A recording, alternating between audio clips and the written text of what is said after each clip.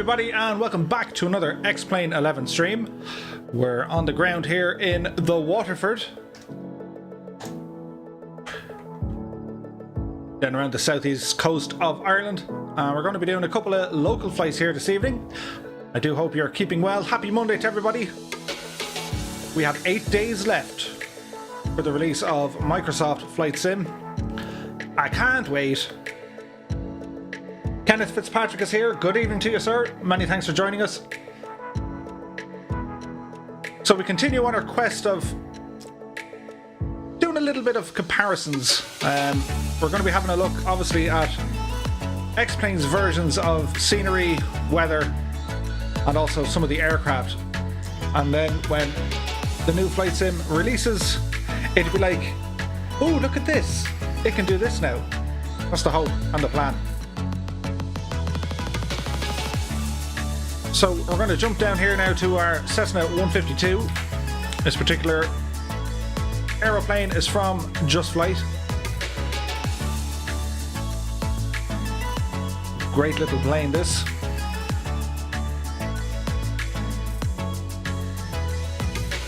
Our tail number: Golf Bravo Oscar November Whiskey. So the Cessna 152, ideally for training aircraft. Just got your two front seats.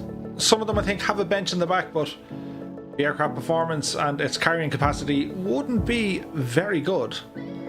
So primarily a trainer, and then also kind of a small GA tourer kind of thing. Cockney John is here. Good evening, Murph. Good evening, John. I hope you're keeping well. Many thanks for joining us here. Kenneth says Line 3 has a flying school up and running from today. Fantastic news. I was hoping for a bit of flying myself over the weekend, and unfortunately in Ireland a couple of places have a little bit of a setback with the Rona, so no flying. We're grounded until further notice, but hopefully in 2 weeks it'll be back under control again. So the usual array of JustFlight goodness with this aircraft. They worked along with Thranduil Design, phenomenal modelling, very nice texture work, decent use of PBR. It sounds good. The handling and the flight characteristics are pretty much on the ball. And I think I found the bug. And it could be a beta bug. But essentially the pilot's door, it's jammed. We can't open it, despite how many times I tried to click it. Jer is here. Good evening, Jer. How are you doing this evening? Mighty well, thanks, Jer. We have 8 days left. It's getting close. Getting very close. So, as you can see with the weather, we're using yesterday's weather because today in Ireland the weather is absolutely disaster. Low visibility, low hanging cloud. There's a bit of rain there. Still quite warm, but it's well, it's not ideal for flying, is it? So the weekend was fairly decent here. Saturday and Sunday actually had decent weather. I got my man card stamped. I hung a picture on Saturday and cut the grass on Sunday. So that was my manly chores. I was allowed to grow my facial hair, and you know, that I was awarded a beer, for which we'll say cheers and good evening. Even on a Monday night. So to get this machine started, it's actually fairly straightforward. You have down here, you have your battery and alternator switches. Our mags go into this little gadget when we put our key in. We have a couple of lights. We have pitot heats. We have our flap indicator, elevator trim. Our flaps down.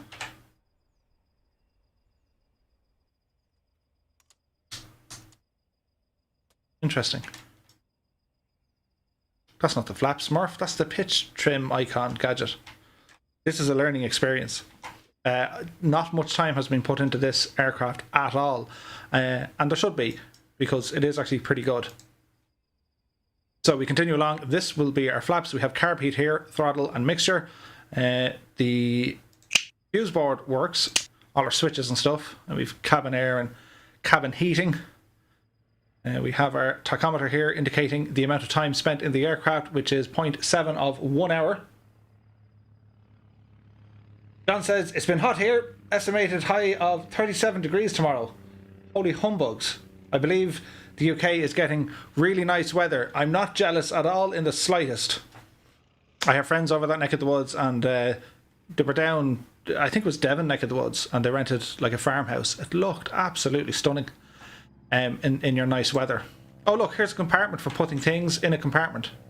So John, we're going to put your nice weather story right in there and leave it.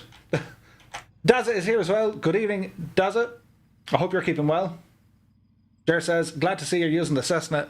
Love them. I do like the Cessna.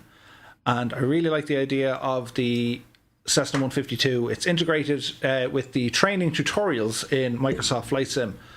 So that's going to be a bundle of laughs. So I know we're waffling here, but I love all these gadgets. Look, all the little extras. So that's an air blower or an air vent. And then we have the same on this side with a thermometer built into it, which would indicate your outside air temperature, which according to this is in the kind of mid 20s,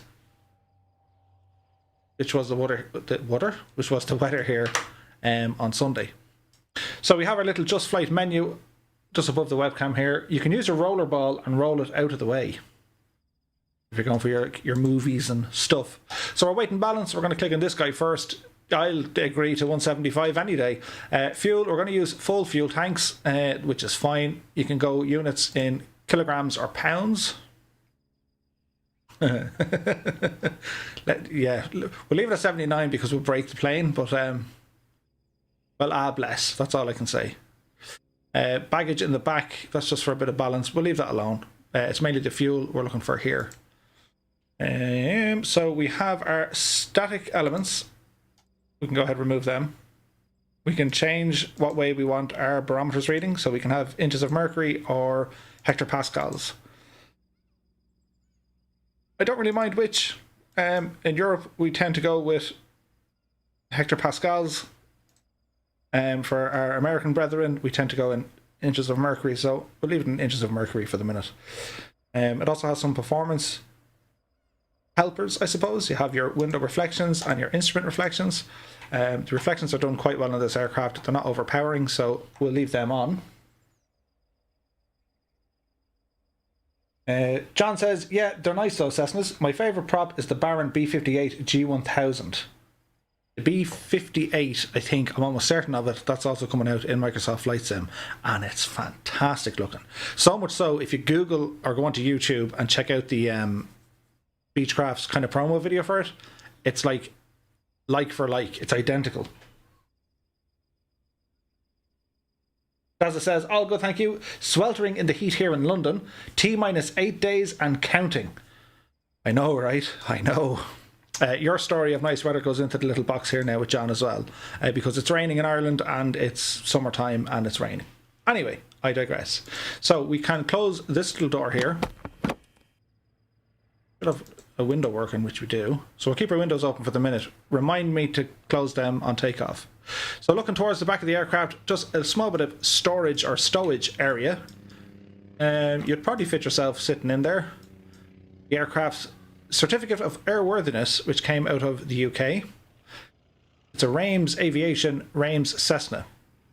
Rames is interesting for us Irish fogies because the Air Corps operated Rames rocket versions of the Cessna 172. So that's our probably last piece of education for this evening. Aidan Darley Aviation is here. Good evening to you, Aidan. He says, do you think helicopters will be in Microsoft Flight Sim? Yes, definitely. They have spoken about them, and they were pretty much on the fence saying that, okay, look, if they're going to include choppers, they got to do it right.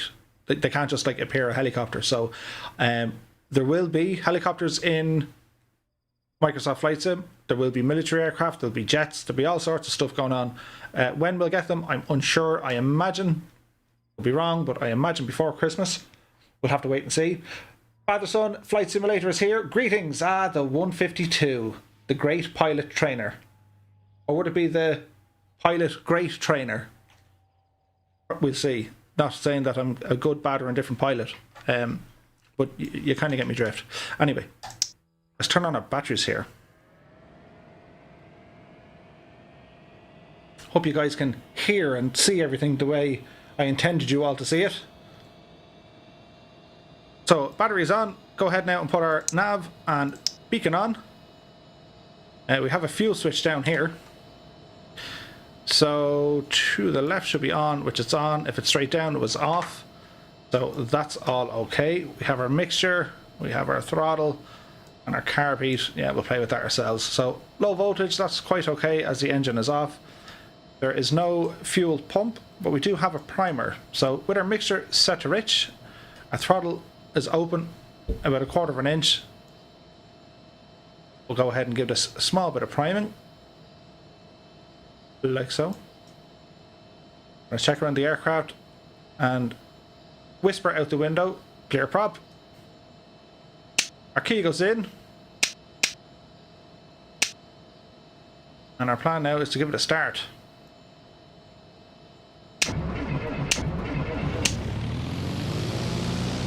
There be a start.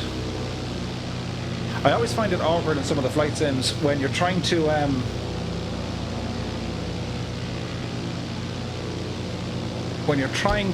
Jeez, I nearly broke the place again. Look, stay to me. When you're trying to start the mags and the key and get the mixture right, something that I think the honeycomb is a fantastic investment. So we go ahead, get some lights here. We don't need a dome light. Everything pitot. We're not going to need pitot heat, I would think. Put you back on here. So we'll jump onto our little map. We're going to zoom in here to Waterford, and we're going to pick up some of the details. 2988 is our altimeter setting. Let's call it there. Just a single altimeter in this. You can adjust your heading bulk, so we'll zero it to our actual direction. You can use your standard compass here then as well.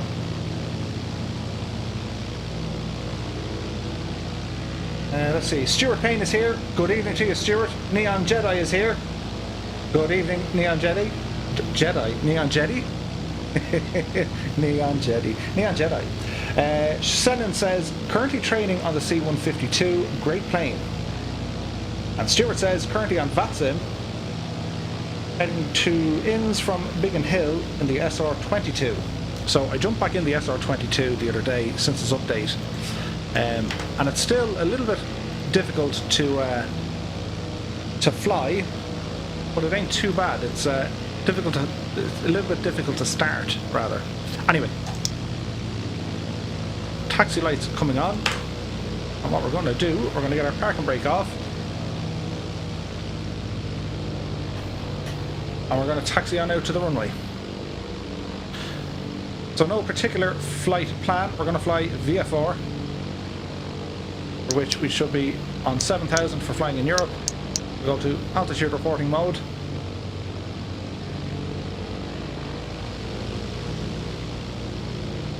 As we taxi on out here.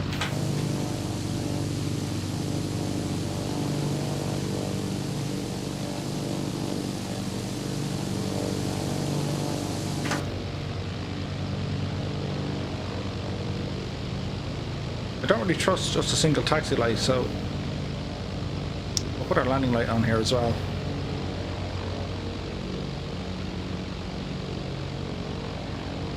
Winds are nice and calm, and as I said, it's taking in the Irish weather from yesterday.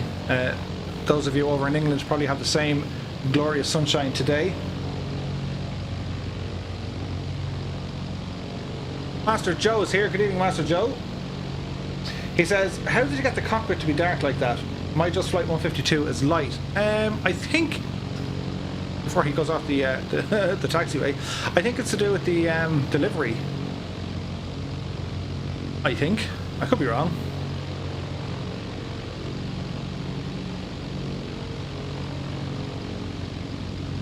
Now, I'm just trying to hit the toe brakes here. They don't seem to be doing what I want them to do.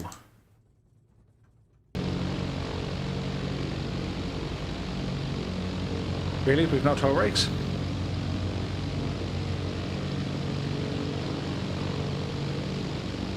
Anyone else have that problem? Whereby your yaw is... Are there toe brakes in a 152?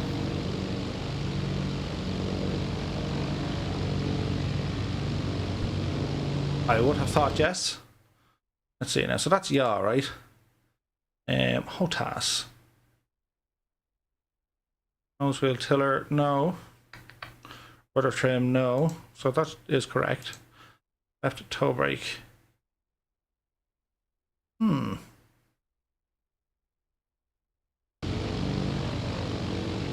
that has no effect. Potential bug. Yeah, brakes are overrated. Maybe never change the cockpit textures as well. That's pretty cool though. Many thanks.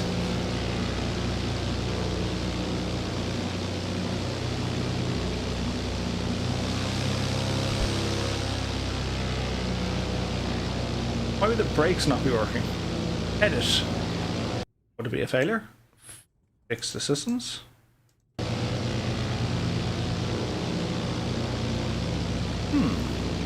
So as I'm using the rudder pedal, I think if I give it kind of like a full lock, right, it looks as if it's trying to engage the brakes.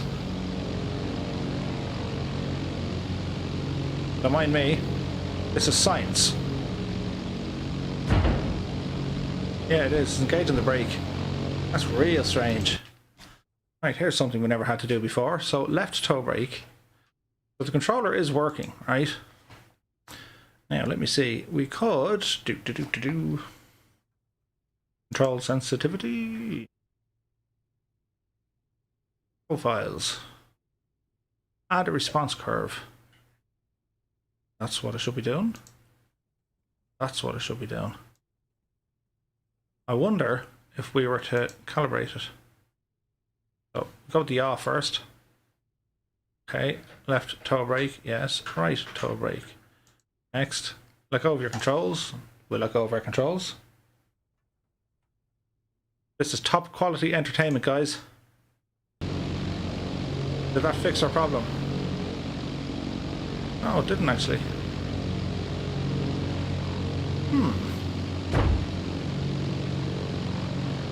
Yeah, we don't need them. Who needs brakes in an airplane? This is going to be an unbelievable challenge when trying to land at Bantry because the runway is tiny. On any other day, we would simply return it to the hangar to say, defective. Where's the fun in that? You've often heard it said, not every airplane is the same, or there's not one airplane the same as the other. We're going to mean that quite literally tonight, as I have a quick look at my settings here. Nah.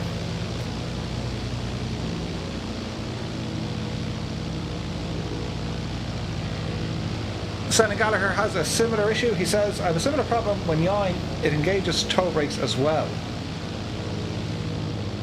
But how dodge is this going to be? It's going to be dodge, because we're using the parking brake. Okay. Surely science can fix this. So, yaw, engaging brakes.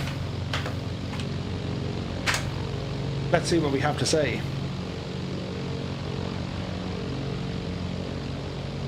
As we keep our plane taxiing along here.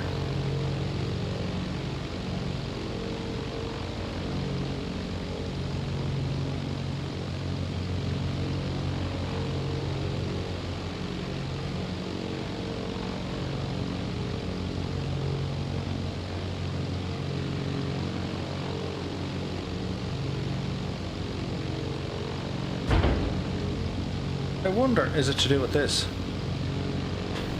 No, it's not nose wheel steering.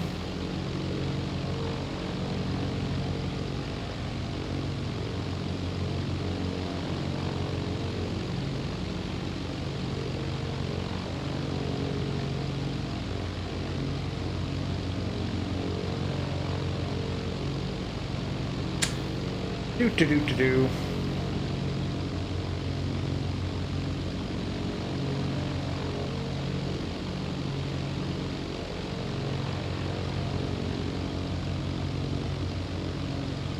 just reading up here, guys, just to see, can we figure it all out?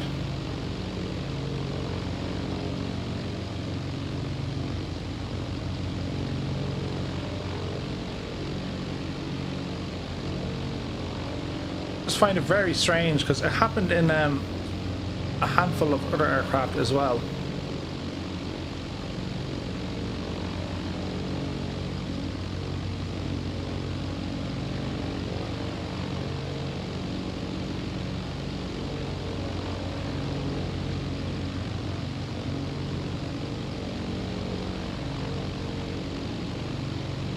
Or did anyone figure out how does one fix it?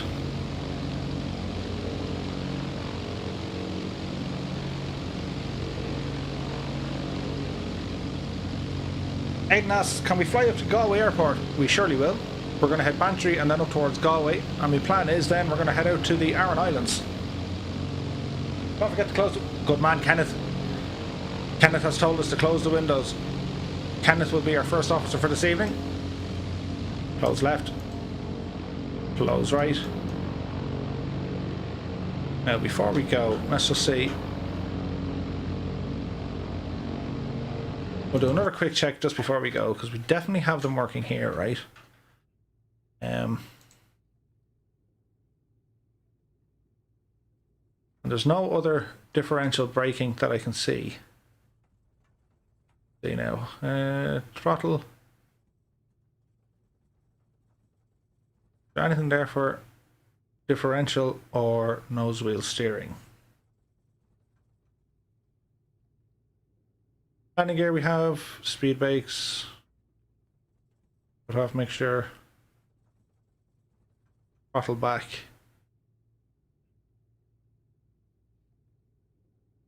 Nope. Back on our joystick. Rotator views, grooved hat, yaw, pitch, trimmed are fine, lower right. Cockpit locations, cameras, pitch rudder, aileron. Number 9. Oh, I had a button there. They're all okay. Servos toggle. Yeah, very strange, guys. Anyway, we shall file a bug. Although in saying that, I'll probably have a heap of stuff on that I don't need on.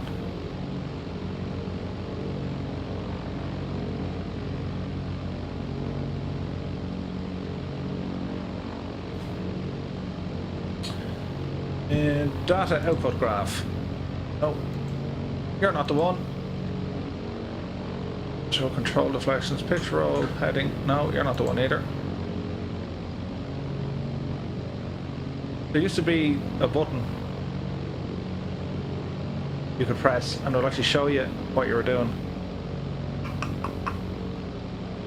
I'm gonna leave it. Anyway. Davin Crawford, the series says, good evening, sir. Hope you're well. About to head up to my PC to get the A300.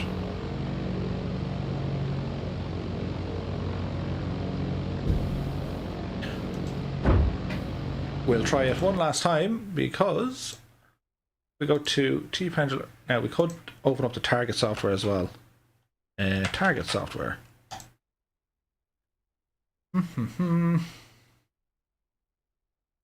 MC130H says, perhaps a little bit of rudder input is applying the brakes. Yeah, that's what it appears to be.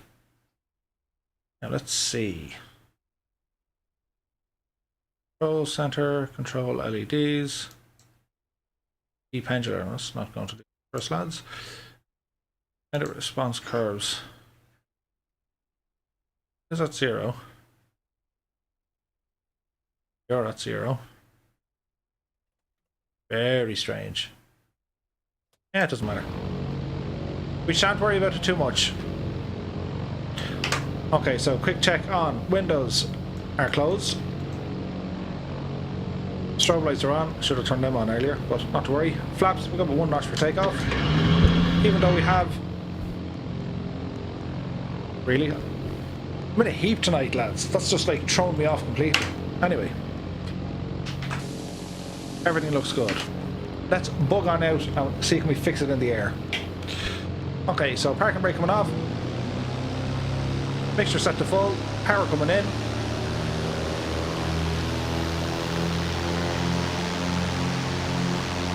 Power is set.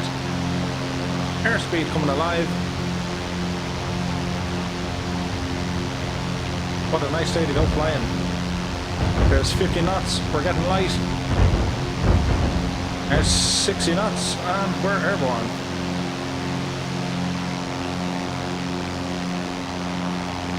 As we leave Waterford Airport, we continue on our climb here. We're going to be heading over to the west.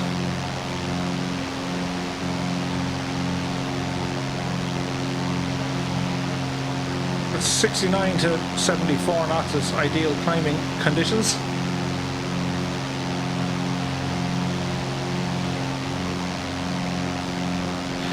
There's 300 feet. Go ahead, bring our flaps back in, and we can start adjusting our pitch trim.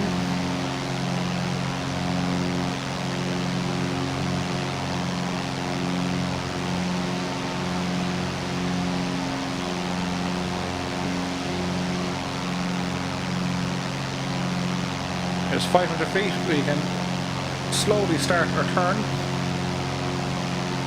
That's pretty much going to be a west direction. As our first destination shall be Bantry. So anyway, talk about a shaky start. We are 8 days away from the new Microsoft Flight Sim.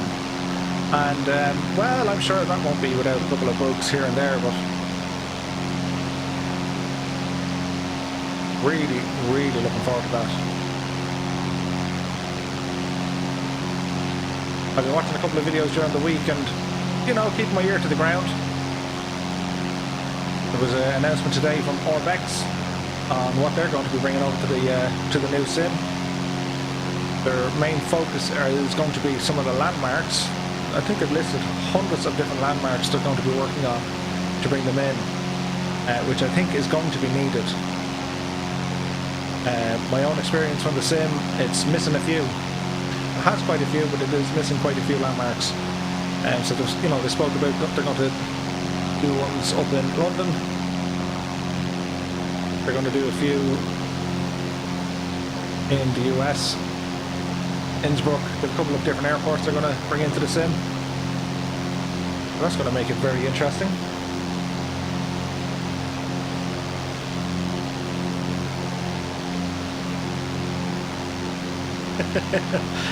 NASA says, so will you be staying up Monday? Sorry, so will you be staying up until Monday at midnight for Microsoft Flight Sim 2020, or will you be sensible and download at a sensible time? It's going to be like Christmas Eve. It'll be coffee and or beer and pajamas at midnight, but I'm unsure will it actually release at midnight. I can't find where I saw the notification, but it said something about like 12 o'clock GMT, so I think it's like afternoon on Tuesday, I think. So if it's going to be like a midnight release, I'll be on it. Well, it'll probably take, depending on the size, it needs about 150 gigs of hard drive space. Download size is going to be somewhere in the regions of 60 to 80, I would think.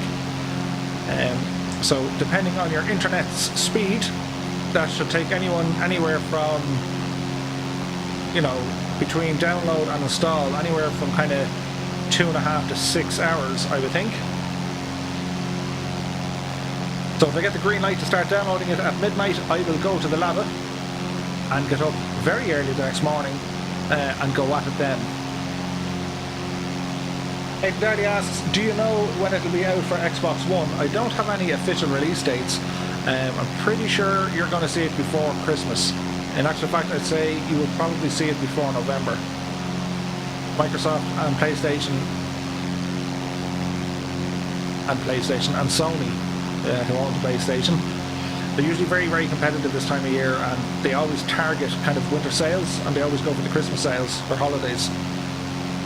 I would be very surprised if we don't see Microsoft Flight Sim released on the Xbox, certainly by November.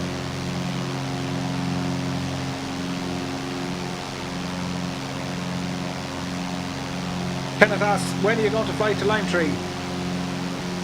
That's a very good question. It's going right down on my to-do list. If we could keep the plane flying in the right direction. Grab the old yoke there, Kenneth. So, lime tree. Hang on, we write this down. A list of demands. Lime tree airfield.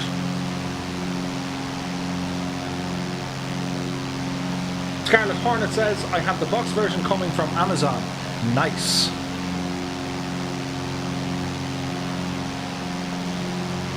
I don't know how many DVDs it's going to be on. Quite a few, I imagine. Now, you could be somewhat limited in terms of the photo textures. Like, it's going to have... I'm pretty sure it's going to have, like, basic stuff. But there could be some limitations unless you have some sort of an active internet connection. Now, let's have a look. Lime tree airfield.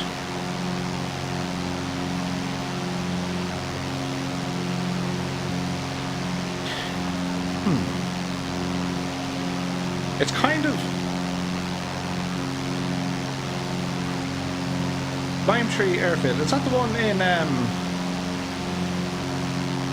Is that the one between Port Leash and Port Arlington?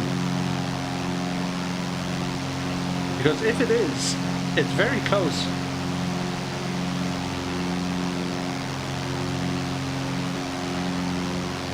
Jer asks, what broadband speed do you have? I think I'm on 50 or 60 megabytes, which isn't exactly lightning, but like it used to be like 3, and then it was 7, and I had it 7 for years, and the fastest I can get in this area, the fastest it can be is very close to 70, and average is about 45 to 50, which still isn't bad. Like, it's not terrible. The upload speed is fairly decent. I got like 20 megs upload speed, which is quite good.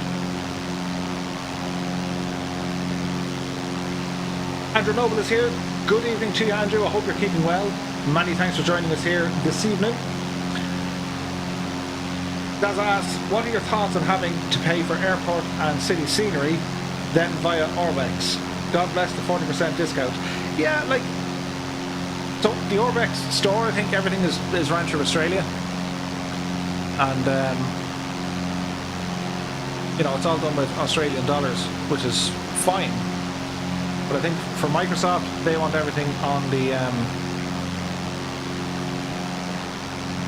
on US dollars through their store.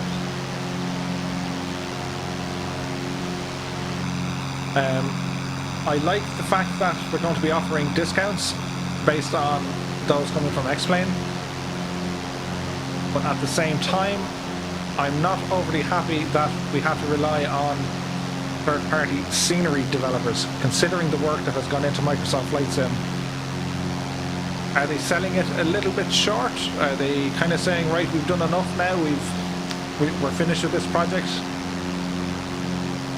That's a little bit of the worry. Like, sure, the airports, yeah, but like when it comes to landmarks and stuff, that should be Bing Imagery, I'd have thought. But it's not saying anything bad about Orbex. I love Orbex. They have some of the finest airports. They're true earth regions. Even go back to FSX and P3V with their True Vector, or yeah, I think it was True Vector. Absolutely amazing stuff.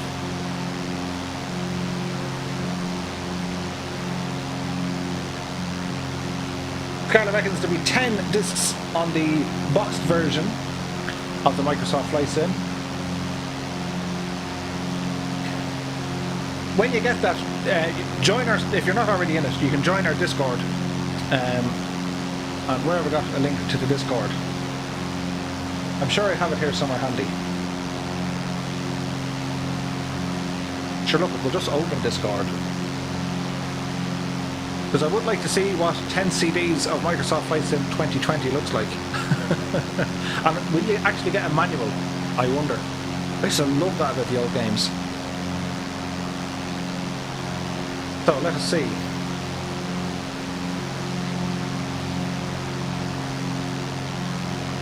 We Invite, yes, we want to invite, copy,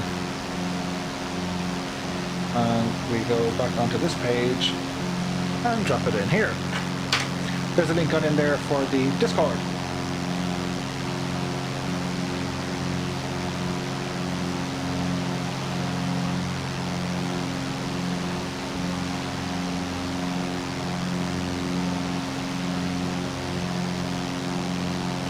That's rudder trim instead of aileron trim. Interesting. As it says, I get about 550 megabytes download speed. 550 megs a second. What? That's unbelievable. PP Woodsy is now following. Many thanks for the follow, dude. You're very welcome along to the channel. 550 megabytes a second download speed? How have you patience with anything anymore? The ideas of buffering and slow connections are a distant memory.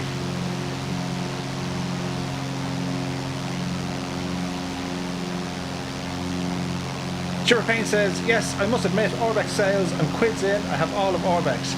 I have spent so much on Orbex. And I mean like ridiculous amounts.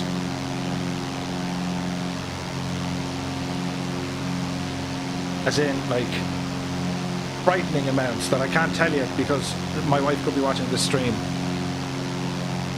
But it's not very much money. But I love the Orbex stuff, it's cool. Scarlet Hornet has just subscribed, many thanks. You're most welcome to the channel. I hope you guys are enjoying the content so far. We're 8 days away from the new Microsoft Flight Sim. And our plan when we get into that is comparing notes. So we're in a Cessna 152 brought to us from the lovely people over at JustFlight. When I say it's brought to us by, I bought this, but I'm just happy that they made it and released it in the sim. And it will be relatively high fidelity because the modelling and texture work, the sounds, pretty much everything about this airplane I really like. And it's not very complex in terms of systems modelling, and apart from the bug we're having with the toe brakes, as in, well, they're not working, it's a really nice plane.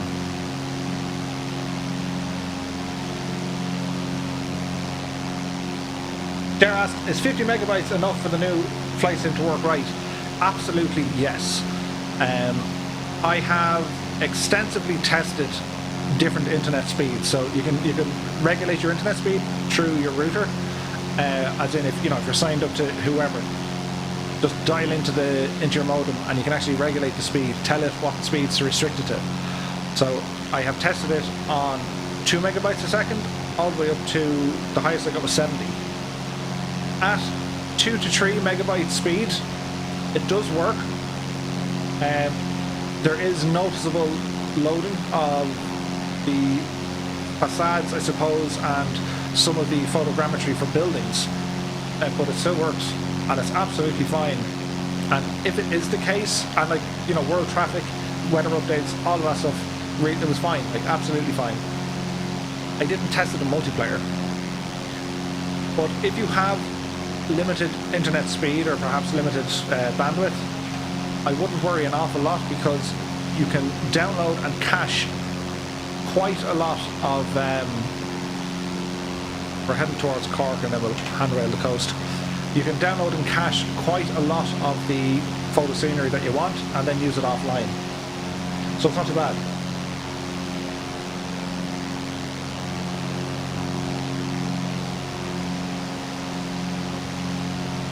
Aidan Darley Aviation asks, what are your thoughts on Ireland considering getting jets? I doubt it very much it'll happen. They've talked about it before. I think it was Ralph James who mentioned, the Irish Air Corps should be operating faster aircraft primarily for, defence and interception. The reality is this: Valley Airfield in Wales from the RAF, they're within, I think it's 12 minutes response time. That scramble airborne to Irish airspace within 12 minutes. So there's that. And also then you have massive pilot shortages in Ireland, in particular for the Air Corps. Okay, you might get a new generation of pilots coming in if there's going to be jets, but what happens to any pilot who has military training, the opportunity comes knocking on the door, and you might fly this big cargo aircraft, or you might fly this airliner for a different airline. They'll buy them out of their commission, and then the Air Corps are stumped with no pilots. That, to this day, is still an issue.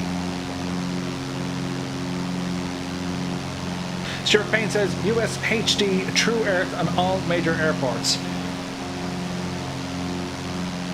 Snap, I'll go one further. I have Innsbruck, I have all the Great Britain scenery, I have all the US scenery. I am missing, I think, 3 airports out of the current X-Plane 11 cycle for Orbex. There's a ton of them. Daza says, I love Orbex, but like you, I would have expected Microsoft to have handcrafted the major cities and landmarks. Well, they have, but you know, they've done 400 cities in this photogrammetry stuff. I think that was the figure I saw. I think it's 400. You know, I think it's 400. And that's a lot. You know, if you guys are watching Squirrel over the last couple of days, and Chewy had some, Crosscheck had some, like they're flying over, like the video Squirrel did on Athens. Oh my, like straight away, I was never in Athens, but like, what's hilarious is, like, when you get to visit these places in real life, you're just like, I know what this place is, I've been here before. And you will get weird looks.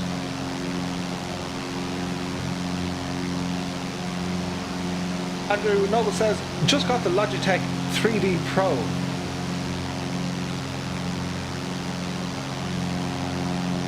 The Logitech 3D Pro.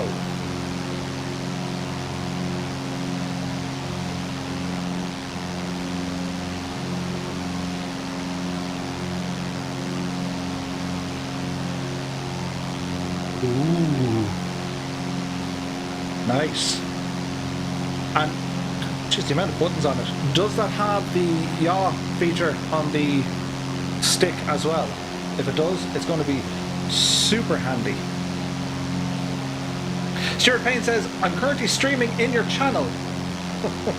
Stuart, is that a stream of a stream in a stream? That's going to be some kind of a record, dude. Oh, hang on, you actually are streaming in my channel. Ah, deadly. I didn't know you can actually stream to Discord. Nice, dude. Nice, nice. DHP Production, Hampus, good evening to you. Great job on the SR22 video. Thanks, dude. I was going for a... Do you ever make a video? Well, this is what I do. I'll make the odd flights in video, and you know, I'll do my editing, and I'll put in my music, and there's no real storyboard plan. I'll just say, yeah, well, I kind of want it to look like this, and I want this. I listen to a song first, and I'm like, yeah, that's what I want in it, and I tend to make the video based on the music, which is probably not the right way to do it, but yeah, it's pure amateur and hobby stuff. Anyway, so I made the video for the SR22 because I love the airplane, and I got a mention over on Stefan's channel about his cow, Milkshake, and he was a little bit offended that I called it a he and I disappeared it. So I actually looked at his channel, really good channel. I'll probably link it in this video.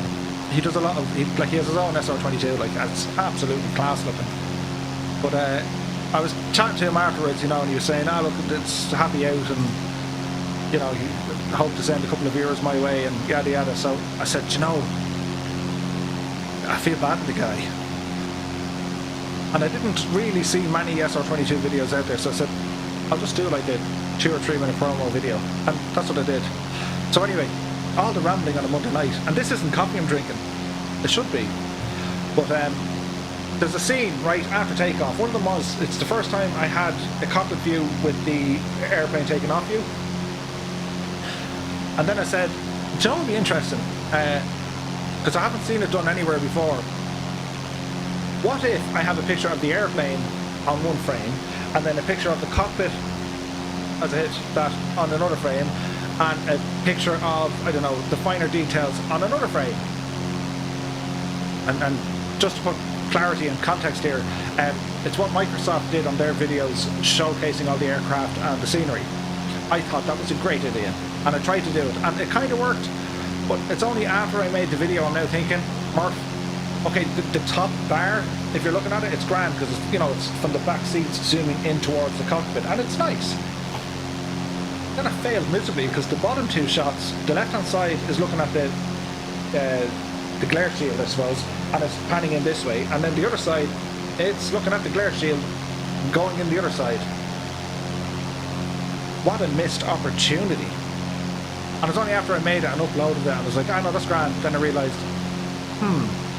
okay, that's probably why Hampus spends hours working on his videos. So that's what happened. Dazza says, I'm a virgin, moved from Sky, I was only getting 30 megabytes on a good day. And Dazza goes on to say, I just joined the Discord. Super, you're very welcome. Stuart says, Dazza, I'm getting just under 50 on Sky and Virgin doesn't cover my area. Yeah. Scarlett says, catch you again lads, I have to go. No problem, Scarlett, take it easy out there.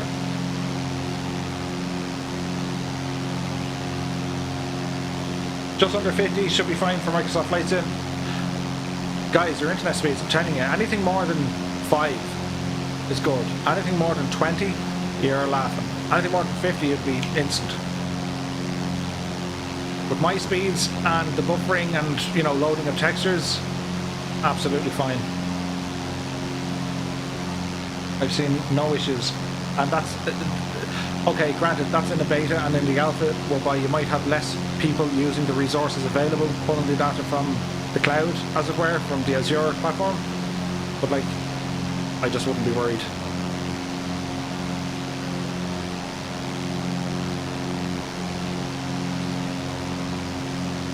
Andrew says, yes, the joystick has the on it. That's going to be super. Gaza says, yeah, I've seen Squirrel's videos, but he flew from Edinburgh to Dundee and the main bridges on Edinburgh Castle weren't crafted. That could change upon release. Of course, it still looks amazing. It does look amazing. And I have to say, is it the Firth Bridge or the Clyde? I think it's the Firth Bridge. This is where Orbex sees potential, because if Asobo and Microsoft are saying, okay, you know, before release there could have been thousands of individual places saying this doesn't look quite right, and you know, Edinburgh Castle, you've got the OSM data correct in terms of, yes, there is some sort of a building with the elevation of this, but in terms of the facades, or say, you know, it's Orbex could have, John Veneman could have hopped on and said, listen, tell you what, we have 80 to 90% of these models already made with our products. We could inject them into the sim, and I think when we think of Orbex and when we look at Orbex's products, in particular their modelling is second to none. It's fantastic. It's limited only by the lighting engine of the sim, so I think it's going to look decent. Stephen Downs is here. Good evening, Stephen. Oh, you with thanks. You introduced me to X-Plane and the AW139. It's been great doing circuits around Baldonnel. Live across the road and get to see them every day. Doesn't feature the falling door option. Well, Stephen, you're very welcome, and welcome to the world of flight simulation, in particular X-Plane. That AW139 is fantastic, and if you live very close to the Don, I'm actually from that neck of the woods. I was born and raised in there, but my daddy flew a desk. He didn't fly an airplane, so I know the area quite well. Aidan Darty says, for Xbox One I use 3 mobile data and it works perfect. Yeah, depends where you are, Aidan. Like, I had 3 here before, and that was like the, you know, the mobile gadget. And, well, there's Bantry there on our little map, look. Right there. But we want to be turning ahead in here. Oh, let's call it 250, which is about here. Like, I think I was getting 7 to 8 megs on the box that I had 3 on, and it was sound, like, not a bother. A pain in the butt if you wanted to download a game that was like 60 or 70 gigs. It was like, I'll play it tomorrow, I'll play it tomorrow. And that's kind of where the issues are, you know.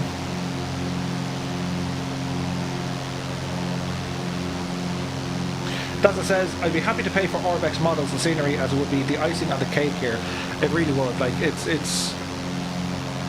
you look at the work that went into the True Earth Great Britain series and the sheer number of points of interest and how accurate they are.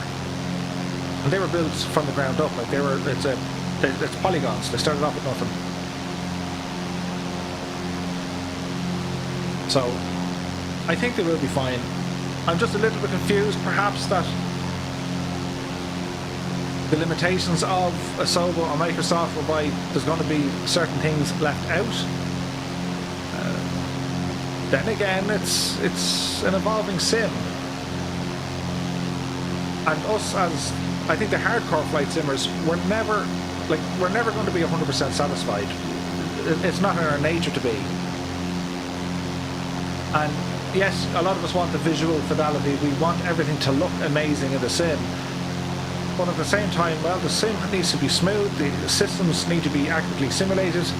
And the feel of flight, or certainly the visual representation of flight, needs to be accurate. And what we can appreciate now and what we think now is quite good. What's going to happen tomorrow, and then the next day, and so on. So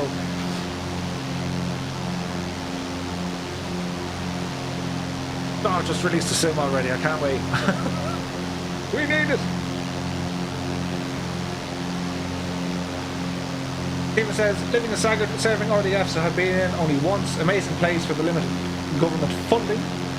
I'll have to follow more streams. Thanks for the welcome. You're more than welcome, Stephen. The RDF, that's sweet, dude. Were you, sir? Where are you based? Or what neck of the woods are you based? Are you Dublin based or Kildare based? I was in the RDF many years ago, and as ironic as it might sound, I was in the air defence, which meant we trained. The weapons weren't very good, but we trained to shoot enemy aircraft, which, based on the limitations, if you like, of said budget available for the Defence Forces at the time, we might have shot down the Red Baron. Maybe, if he was going low and slow enough. I know, I kid. They had decent stuff, mainly flak ACAT guns, Bofors, and they had a handful of missiles as well. What was the missile called?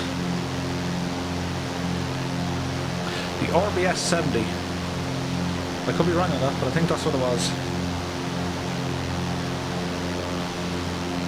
Aiden says, it's very annoying for me because I hardly see any aircraft where I am maybe once a month. I'm lucky, but that would be only the AW139. Yeah, like I grew up in Bal, and I kid you not, that ramp was my playground. And out our sitting room or living room, depending what you guys call it, but out our living room window, you could see. There was a gap in the hedge up past the mess and into the airfields or whatever. You could see the runway, so like you just have to do this, and you can see aircraft flying. And obviously they're about a kilometre away from your house, less. So my upbringing was completely surrounded by aircraft. That's where I got the bug from.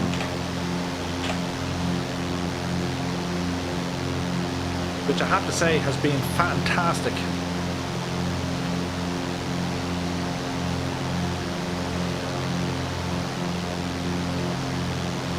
And then, if you're in Dublin neck of the woods, there's a number of airfields. You have Weston, you have further fields. You can go Clonbelow direction, there might be Shrewd, you can go down to Newcastle. There's plenty of airfields up there.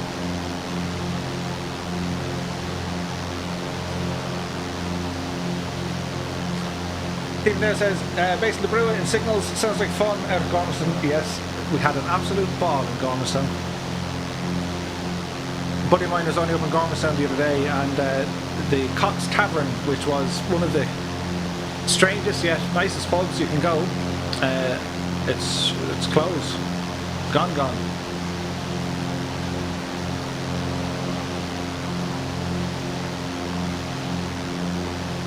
As it says, I'm going to keep X-Plane 11 on my 2TB SSD and install Microsoft Flight Sim on my other 2TB SSD.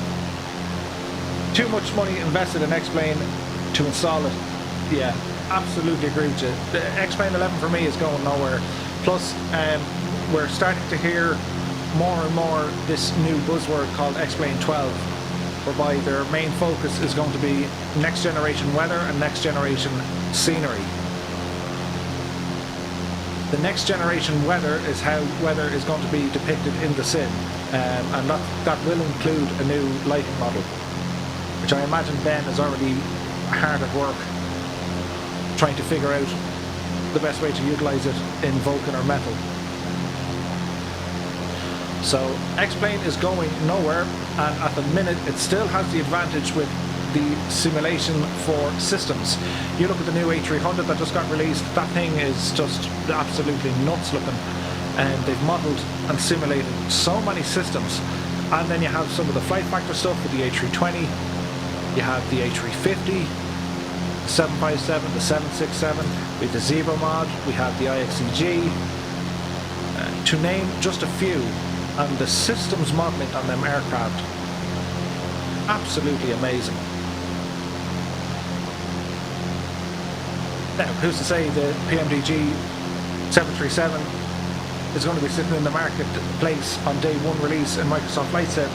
I doubt it, but then again, they were the first ones to say, oh yeah, we will be porting our aircraft over to the new Microsoft Flight Sim. And some people are also hinting that the marketplace store is going to be live in 8 days' time, and there's going to be stuff in there for you to buy. Whether or not Asobo have handcrafted other airports in the sim with the third-party developers, and then you can buy them in there, maybe. Time will tell.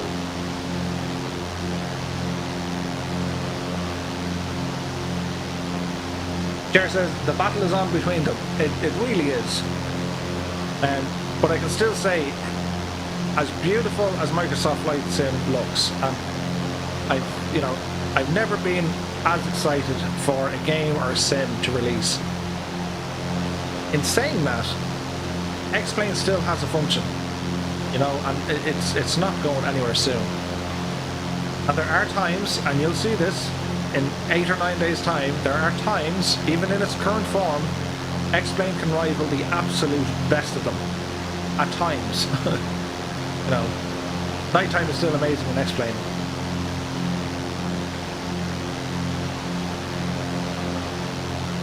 Dazzle says, I'm tempted to get the A300, but it's £70, so I might get my teeth into Microsoft Flight Sim for a bit first.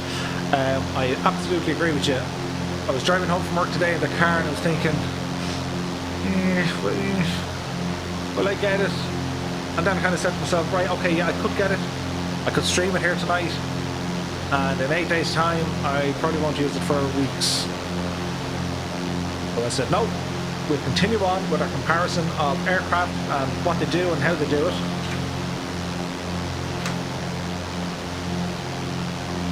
As we're panning and moving around this aircraft.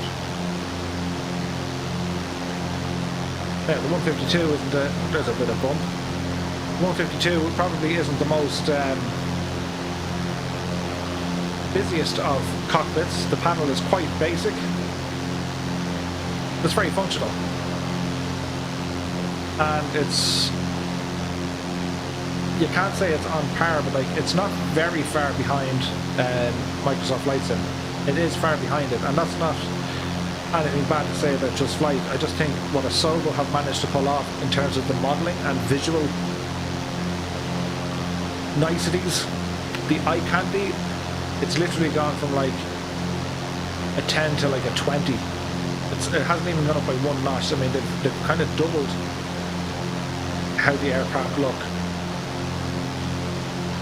But that's not too bad looking. This sim isn't bad looking, like.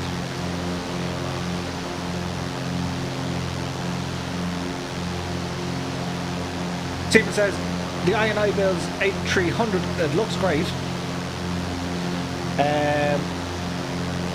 But good for FedEx cargo flights from Dublin to East Midlands. Nice quick flights for after work. I totally agree. Now, it could be slightly overkill because they're a huge, huge plane. But definitely worth a look. Jared, can we see from outside? We can. I'll have it there now 2 seconds.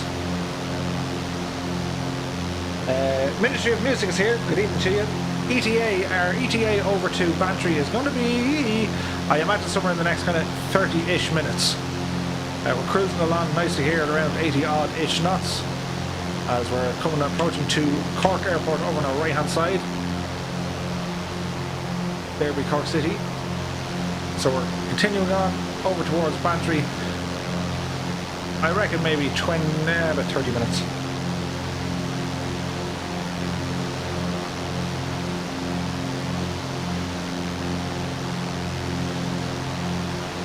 Nathan asks, do you head to Fairford every year?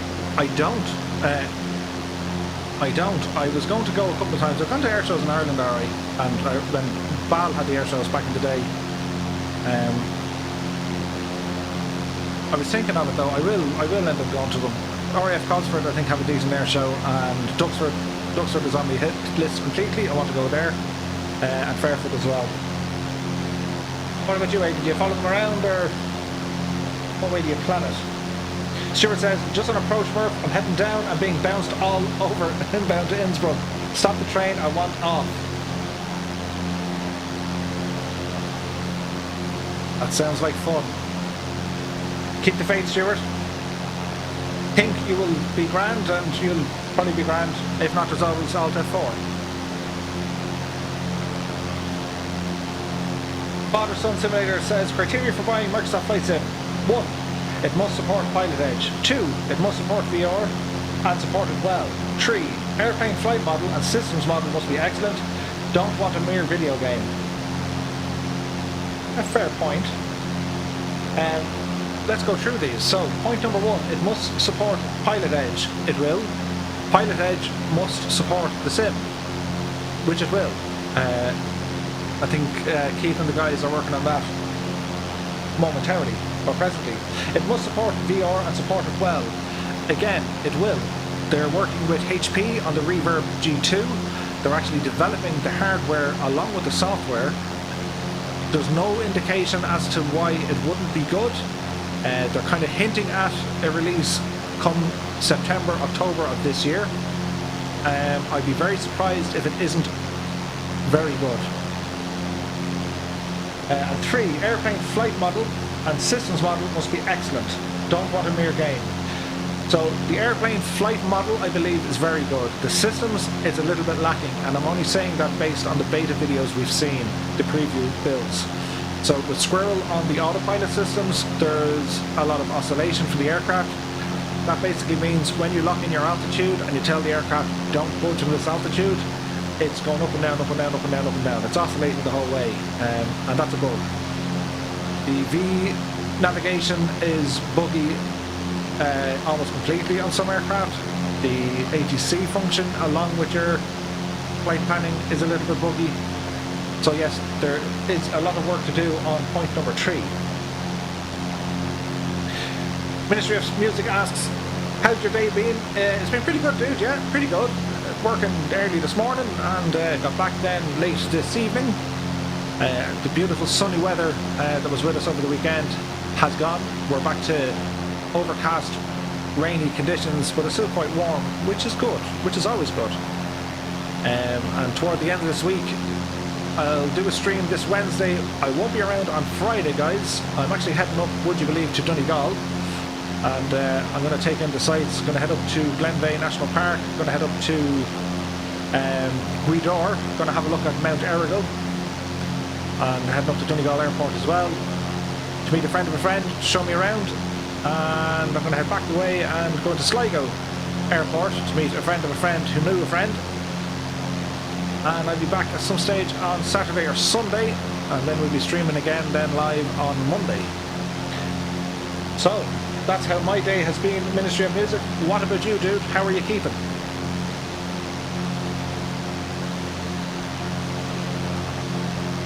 Father Son Flight Simulator says Pilot Edge has announced VR as promised, and I look for the reviews on the model and systems. Yeah, definitely. Aidan says, yeah, love going to them, and I also love going to Bray, and I love when they had the F-18 there. Yeah, that was sweet. So the air shows in Ireland around Bray, they tend to be good. If the weather's great, you're laughing. I imagine the ones you've been to in Fairford are just absolutely holy moly. I imagine. Anyway, it's time now for a bit of this. As we're going to jump outside of the plane, show off the exterior, and get my mush out of the way.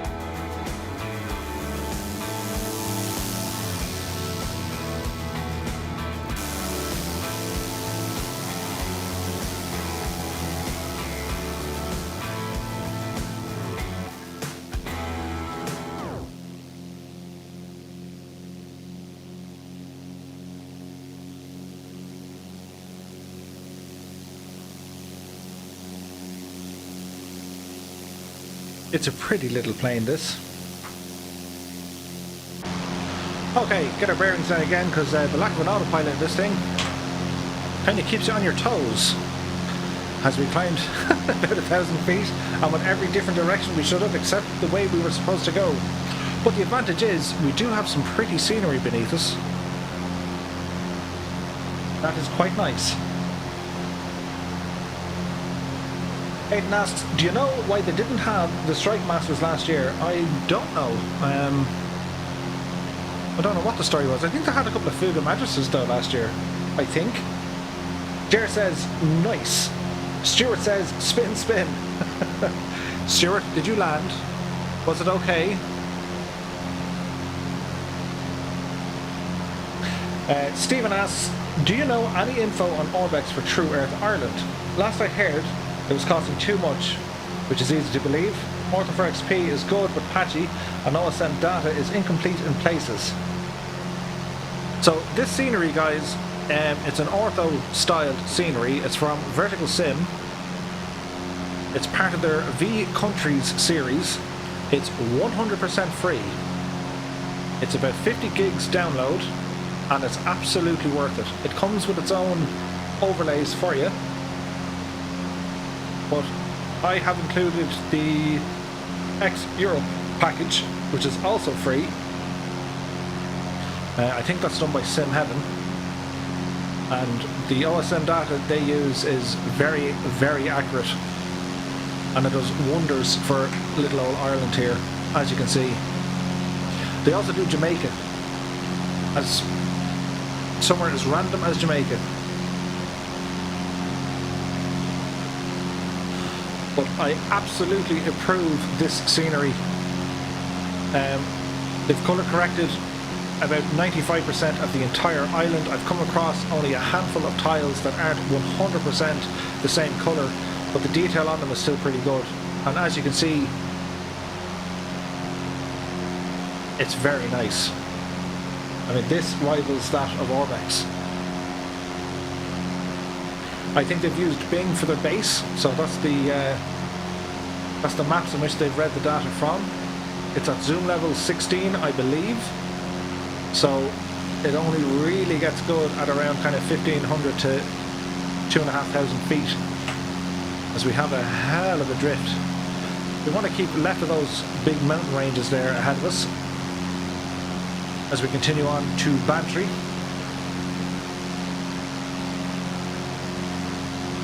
Stuart says, I'm not down, this is scary as hell.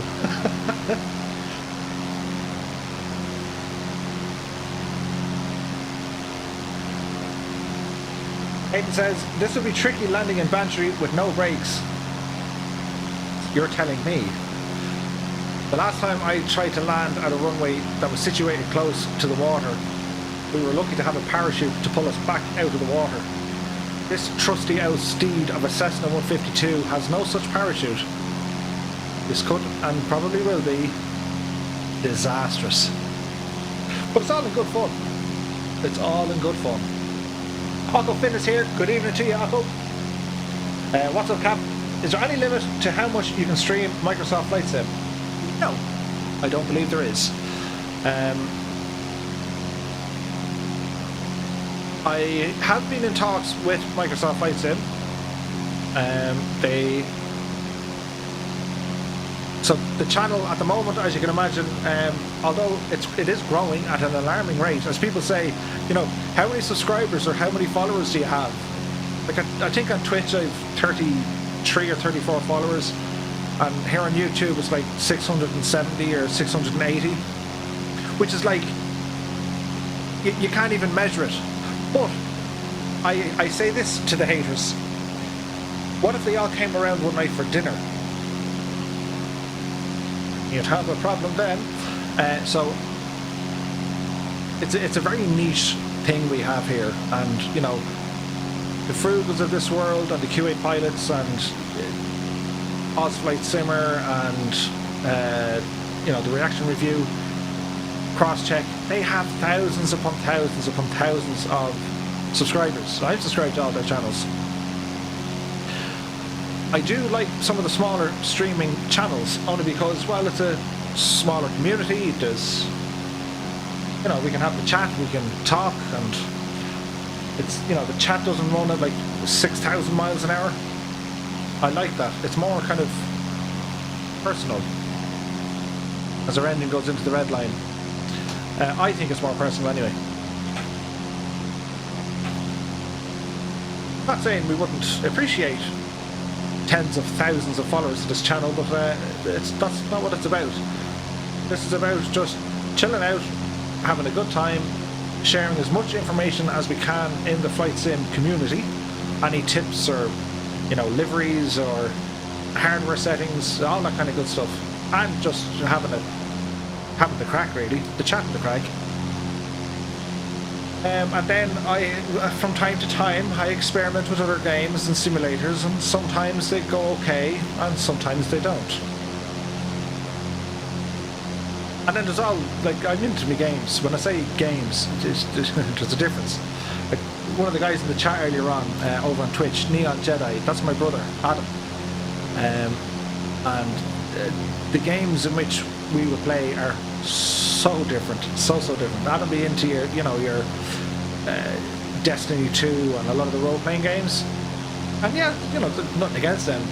I've played one or two types of them games, but number one, I'm rubbish at them, and two, well, I don't have an awful lot of time for...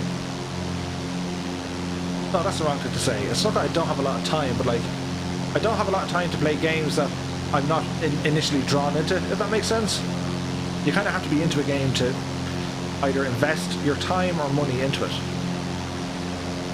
You know, saying that, I did start playing Civ 6 last night, just because I played it like yonks ago.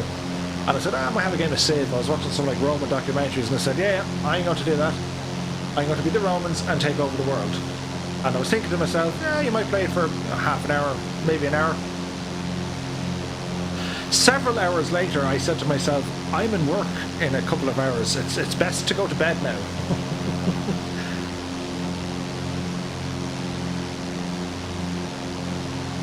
Father Son Flight Simulator says, nah, it'll be fine. Landing with no brakes. Short field landing, use flaps, elevator, braking, the parking brake to slow and stop. Yes, that is my plan. So we will have to do our approach on full flaps. We want to be hitting a stall speed in the first couple of meters of the runway. And parking brake will absolutely be engaged. There's no axis for the parking brake, so it's either fully on or fully off. So we shall see. As Jared says, it's all about fun. It absolutely is. You can't be too serious when it comes to these things, but you can't be a kind of a dope or a doofus or a, well, whatever other choice of words you guys would use to explain those people. Probably not very suitable for the stream if we have a younger audience, but yes. Cessna says, I prefer laid-back games, sims like X-Plane, Farming Sim, Fishing. Yeah, absolutely. So just chilled out, have a good time, you know. In some of them you can literally leave your brain at the door, in others you're sitting there in sweats. Like Stuart Payne, I'd say, he's in a world of sweat at the minute. This is not fun.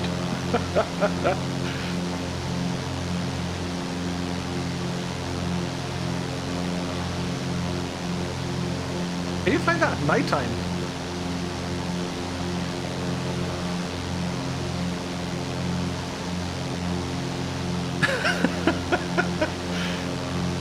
So Stuart is flying this, what appears to be nighttime.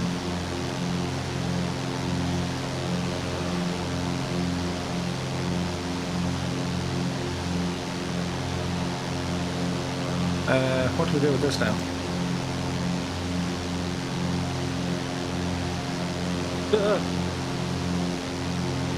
It's like texting in a car. Don't look at YouTube videos when you're flying in an airplane. Yeah, we're heading south. We don't want to go south. That just added minutes onto our flight. Stephen says, I'm late to the stream. What happened to the toe brakes? Was it the cheapest 152 at Waterford? Yeah, we got duped. The guy who rented us this plane for the day said, it's totally sound, lad. It's a great plane. One careful owner. It's only done a few hours and it's just totally sound. He neglected to tell us that the landing, he neglected to tell us that the brakes were shot. So I haven't figured out, I have rudder, but my toe brakes don't work. So I'm unsure, is it a, you know, a configuration setting or a calibration setting, or perhaps a bug. But who needs brakes? We don't need them. We don't need brakes.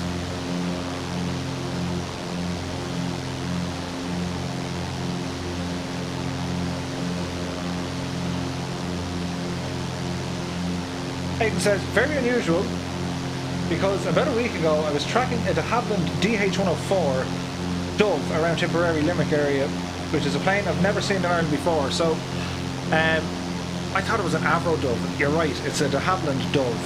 So a de Havilland Dove landed in Aberystwyth the other day, and I don't know who the owners were, but I think they were just over for the visit. And the Dove is an absolutely beautiful plane. If you guys Google what a de Havilland Dove looks like. So she's a twin prop. They were used, the Irish Air Corps actually operated, I think, 2 or 3 of them. But they're sweet. Kenneth says, when you have all wheels on the runway, cut the mags and hit the parking brake. This is going to be like an emergency stop. I'm starting to sweat here thinking that like this is going to be a procedure we need to do. But duly noted, we'll have a look.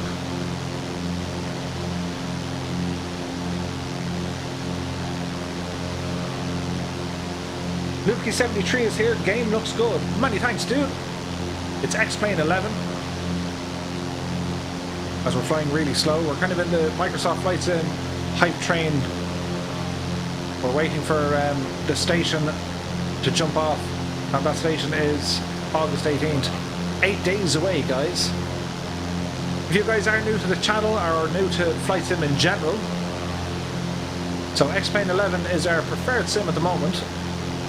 We do intend, well it is we now, we intend to stream Microsoft Flight Sim in a couple of days. Now I will say this, there are streaming issues with the sim at the moment on OBS. It doesn't stream very well on OBS. That's Microsoft Flight Sim, so I'll need to iron that one out. So I don't know who needs to give us a patch, be it OBS or Microsoft, one or the other. But it records fine.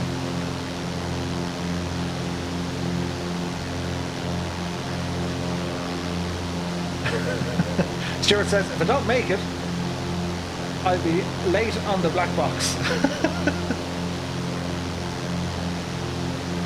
So, what was the last thing that went through your mind before impact? The guy says, his ass. Dumb. Keep the face, Stuart, you'll make it. And if all else fails, pull the chute.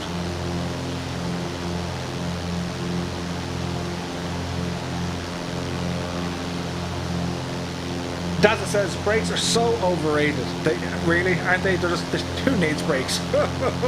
They're just totally overrated. Stephen says, no, brakes is better than ruining the immersion. Ah! I'll say that in a language that people can understand, and probably in a tone that makes more sense. But basically, what Stephen is saying is, no brakes is better for your immersion.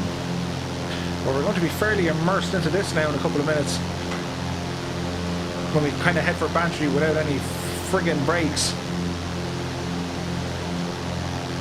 Can you show your plane from the outside? Indeed we can. So we'll jump outside now again, and we'll play some diddly idle music, and we'll jump outside here.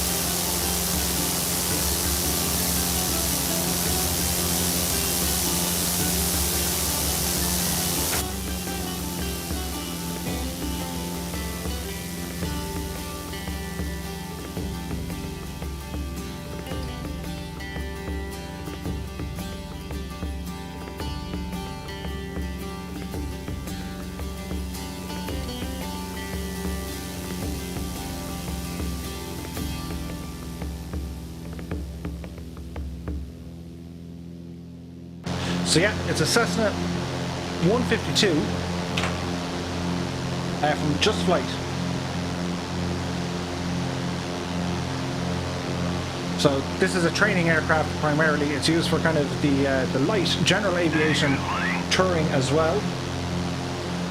Brad Sam 67 is now following. You're most welcome to the channel, Brad. These, by the way, I don't wear, well, sometimes I wear glasses. These are anti-glare glasses. And they have the opposite effect, as in, okay, it takes the strain off my eyes, because I look at screens all day, hence I wear these when I'm flight simming. Because otherwise my eyes get all bloodshot and I look like, well, I look like someone who's up all night. But they make it very hard to see my chat window, which is over here on another screen. So I have to lean in to see what's going on some of the times. I'm not blind, like. Well, no, not really. Is the landscape realistic? It is realistic, yes. So it's using satellite imagery, the actual satellite imagery for the area, so it is correct. It's giving you a proper representation of what this area looks like. The altitude in which I am at probably isn't doing it justice. So we'll do a bit of a climb here. And while that's doing that, we'll talk about the mesh. So what the mesh is, basically you can see all these mountains and hills and valleys and whatever. So that mesh is being read from Ordnance Survey data. And other various, you know, information, be it from satellite data, from kind of generic maps. And basically what happens, the satellite imagery is put down on top of the mesh, and then all your buildings and trees, they're put down on top of your satellite imagery. And then you have your airports and whatever on top of that. So it's fairly realistic, yes. There are times where it's absolutely stunning and extremely realistic, and then other times, not so much. From what I've seen so far, Microsoft Flight Sim has amazing mesh. The photo tiles are pretty much the same that you're going to get in Microsoft Flight Sim. Bing owned the images, so it's the same source. It's Bing Imagery powering these.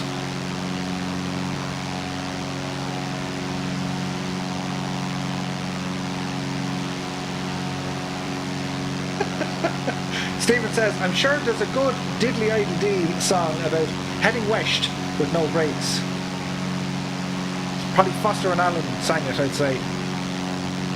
There's a song that it's called My Uncle Mike. Lads, if you do nothing else tonight, go onto the Google, type in Foster and Allen, My Uncle Mike. And don't just listen to it. Watch it and learn the dance. You will thank me or hate me immediately after you do that.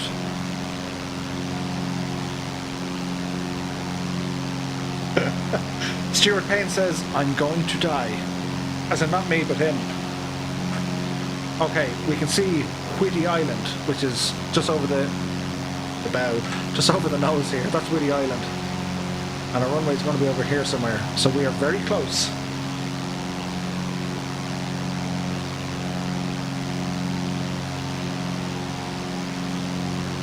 Aidan says, I wish you the best of luck upon landing. Lol. Yes, Aidan, it's been a pleasure and a privilege to fly with you here tonight. And your response should be, no, Two-Tone. The honour was mine. And then we have someone playing the, what's that song? Yeah, it's gone. I got nothing.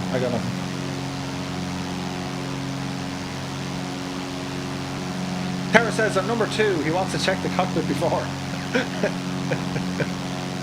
Daza says, I sometimes wear my sunglasses in the evening when flying on the PC.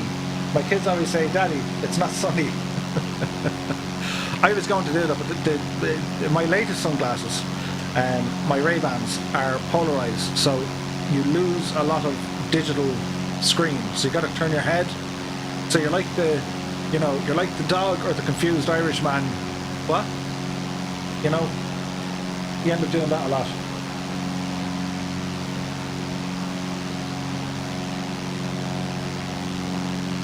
Hang on, we got to check on Stuart here.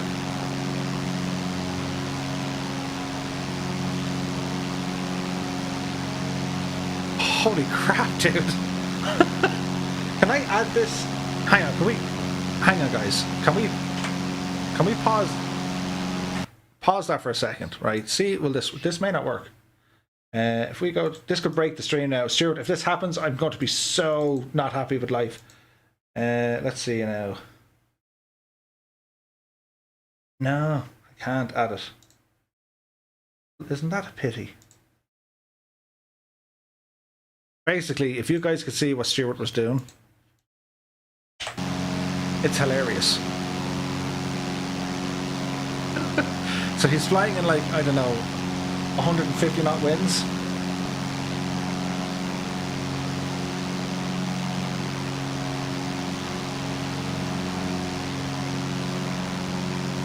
Stuart, if you have a way of recording that, you gotta record that, man. That's epic.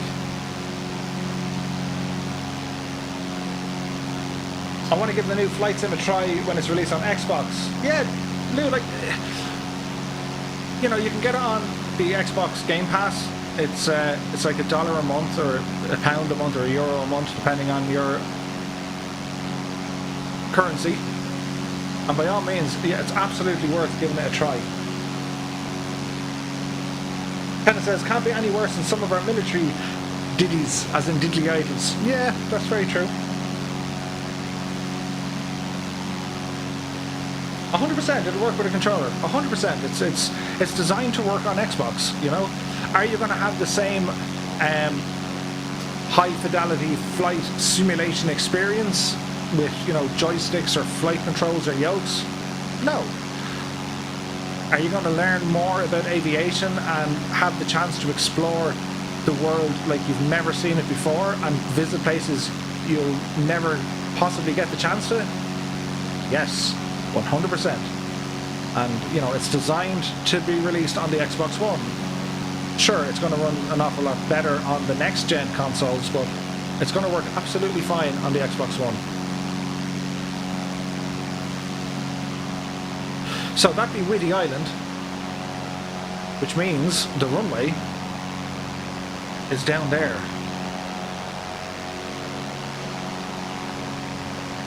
Cue the scary music. I don't think I have any. Okay, power coming back. Gonna get some of this altitude down.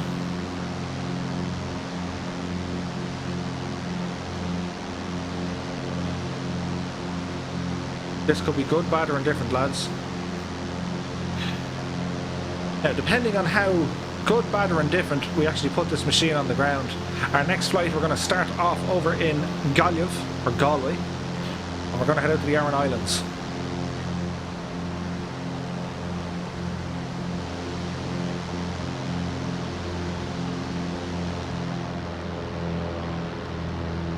So, cutting our throttle back here, getting our speed down. We can see that our flaps down speed is going to be at 85 knots. That's indicated by the inner white mark on our airspeed indicator, which is on our top left of our panel, just above my head here now.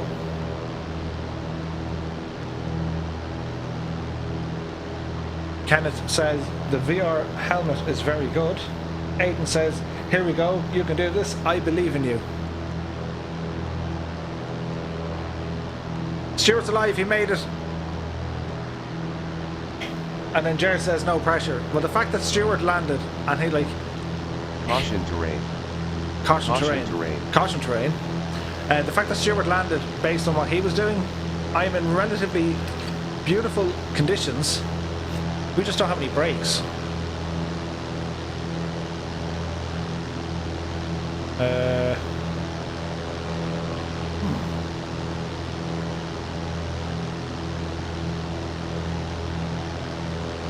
Okay.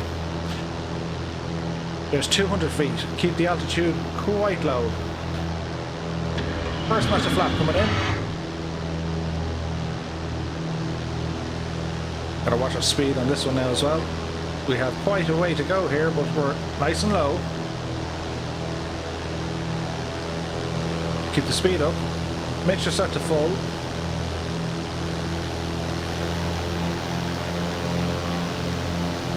Try and hold this altitude for as long as possible. Ben Calhoun is here. Good evening to you, Ben. He says, the JustFlight C152 is my favourite GA plane and X-plane. I would say this. Well, I'll tell you how much I like it if I can land it. Well, I can land it, but can I stop it? My toe brakes aren't working. I have yaw, but I've no toe brakes. So this is going to be all kinds of crazy. We got ourselves aligned here with this runway here in the Bantry, which is way out west in the county of Cork. This island out here is the Whiddy Island. It's just called Whiddy Island. And there's some old British battlements there. This whole Bantry Bay area was a very important port back in the day. Second notch of flap. We watch our altitude here now. Power setting looks fairly decent. We're at 200 feet. We have a small bit of a crab. Correct that.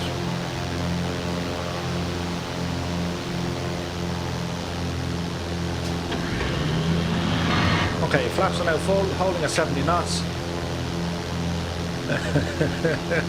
What's going to happen? So what we're saying, as soon as we hit the ground, mags off and power off. This is like an emergency landing like you've never seen before. Okay, we're coming in way too hot. Alright, keep the nose up. We want to hit stall speed, as I said, in the first few meters, which is going to be something like that. Ooh, Julia. Right, wheel is down. Keep pressure on the back. Don't roll off the runway. Don't roll off the runway. Keep the nose up as best we can. Haven't touched the parking brake yet. 40 knots. There's parking brake. Super duper. Like a pro. Look at the space we had. Look at, like, that was grand. Well, I say it was grand. It looked grand. Where do we zoom out here?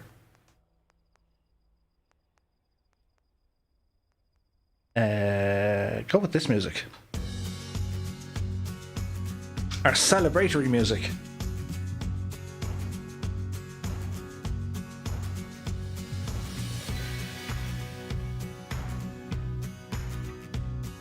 That wasn't bad. I think the landing was a little bit on the rough side. What do you guys think? Now to pay the landing fee. That'll be 17,000 euros, please. Can we do a replay mode? Toggle replay mode. Oh yes, we can. So let's see. Let's go from here, shall we?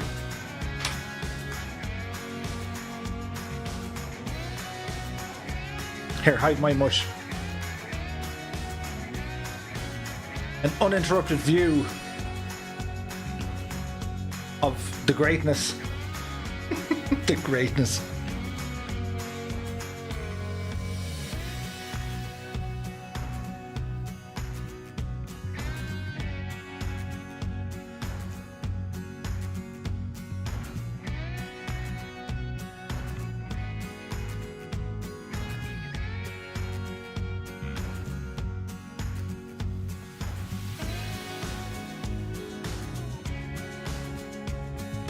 So our approach was fairly good. We have full flaps on now.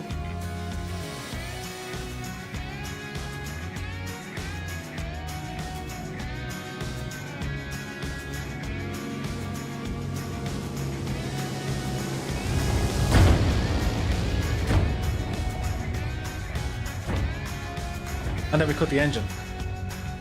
Let's try a different view, shall we?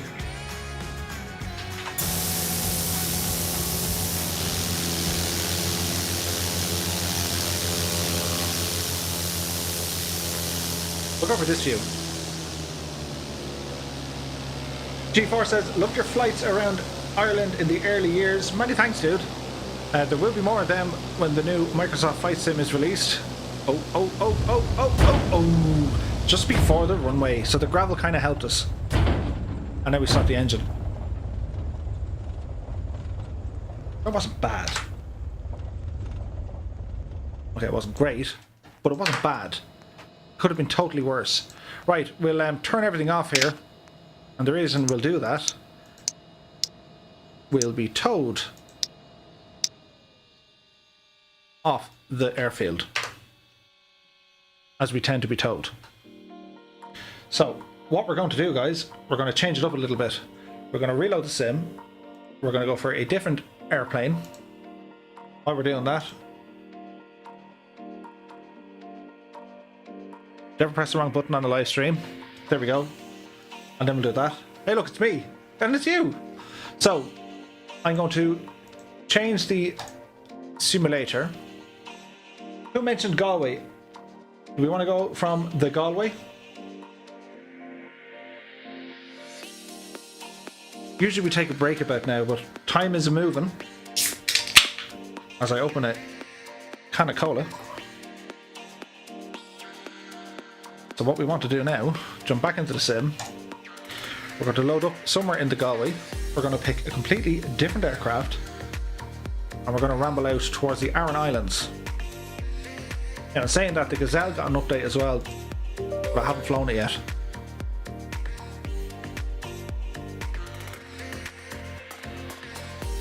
Stephen says, I haven't seen anyone fly in Ireland or Dublin yet in FS 2020. It'd be good to see. Yeah, 100%. As I said, with the beta, I've done quite a bit of it. Donegal is modelled really, really well, so I'm looking forward to that. Now, an aeroplane. Hang on, I'll put you on this screen. Okay. So first and foremost, we want to go to Galway. EICM Galway. And we'll get ourselves down at the... How do we go up here? Stand 1, General Aviation. That's okay. I don't have everything installed, but we can have a look. So we have airliners.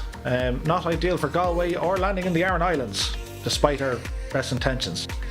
In our general aviation category, the 690B Turbo Commander, that's Coronado, yeah, that's not bad. The Aerobasque, I do want to fly that, because that's over in MSFS 2020 and it'll be a good comparison. So we might go for that one, guys. The Aerobasque E1000, that's a great plane. The 550NG jet, great fun. The Pipistrel Panthera, kind of like a super microlight, really cool. The default Baron 58 or Coronado's B58 with the REP pack. Really nice plane, but the textures just aren't as sharp. The BN2B Islander, that's the latest version. That's a Torque Sim aircraft. That's in contention as well. Yes, we might pick that. We have the B1900 Beechcraft from Coronado. That's a big machine. The Duchess we flew a couple of weeks ago. The 172 a couple of weeks ago. Same as the 207. The 182 isn't particularly bad, but again, it's more to do with the G1000. You know, it's not bad though. Cessna Mustang, yeah, that's a lot of fun. Default Skyhawk with the REP. The 210 Centurion, that has a retractable gear. The Cirrus SR22, that's absolutely amazing. Citation, F-33 Bonanza.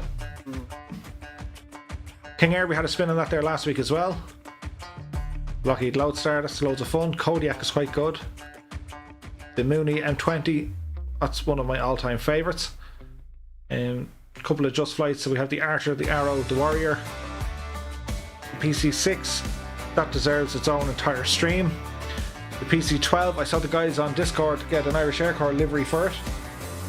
That's something we're definitely going to have a look at. The Robin DR400. Maybe. The Marchetti, we flew that fairly recently. I do like that plane though.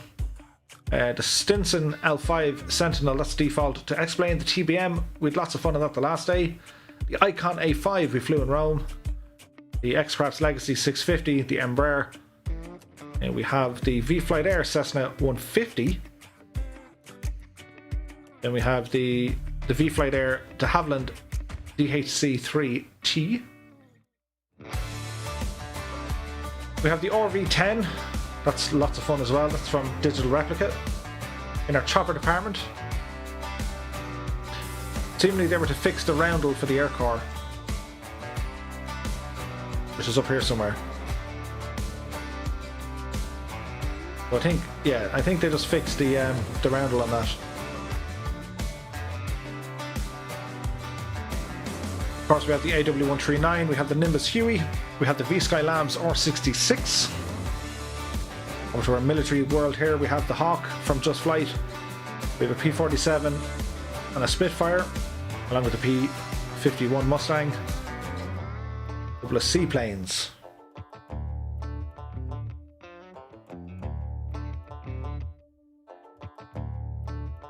Will we go chopper, guys?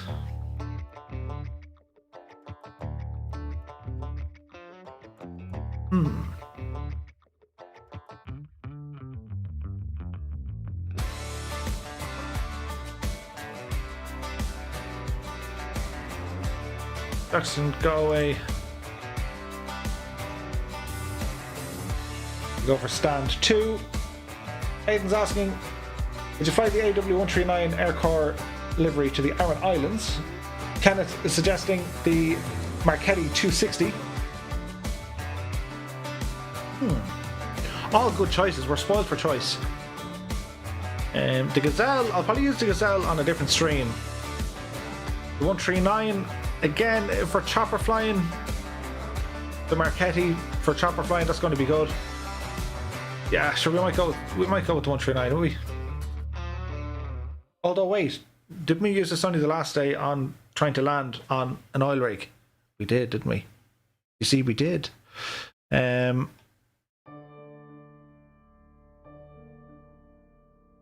that music doesn't work, does it? Let's see. That doesn't work either. That works. Yeah, no, we've flown that fairly recently, so we might give that one a little break. Let's go for the Robin. So I have this in Flight Sim as well, so it'll be interesting to make a comparison. Open joystick settings.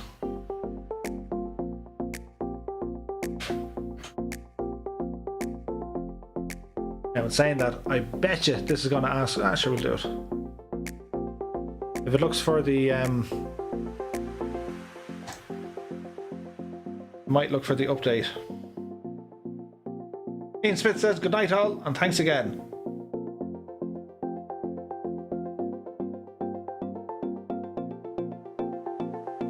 Okay, we'll let the stream load up. It could jitter.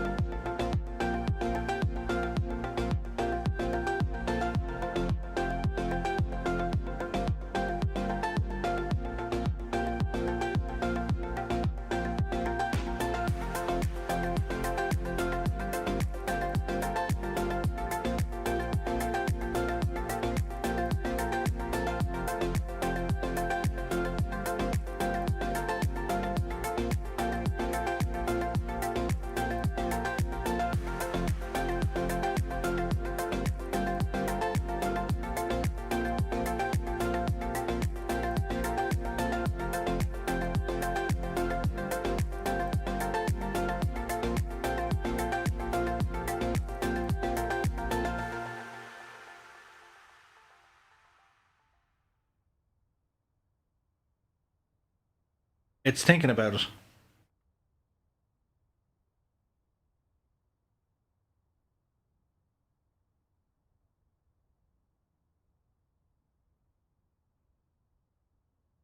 Let's hope it doesn't crash.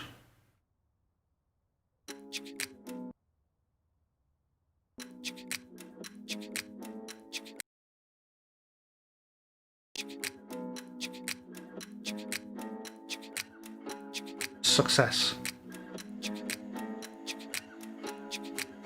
Do we have any views working? Okay, so we're in like the default views.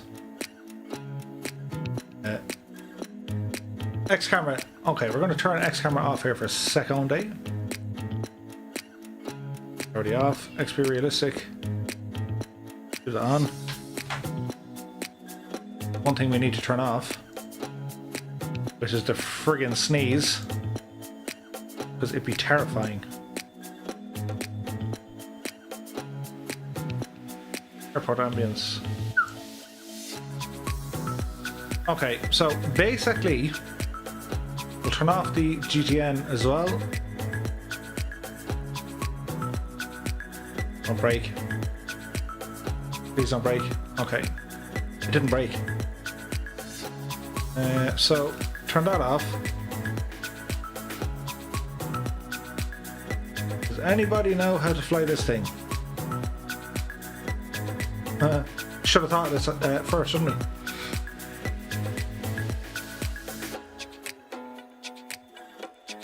Headphones, lights, nav lights, day night, starter, master switch. There we go.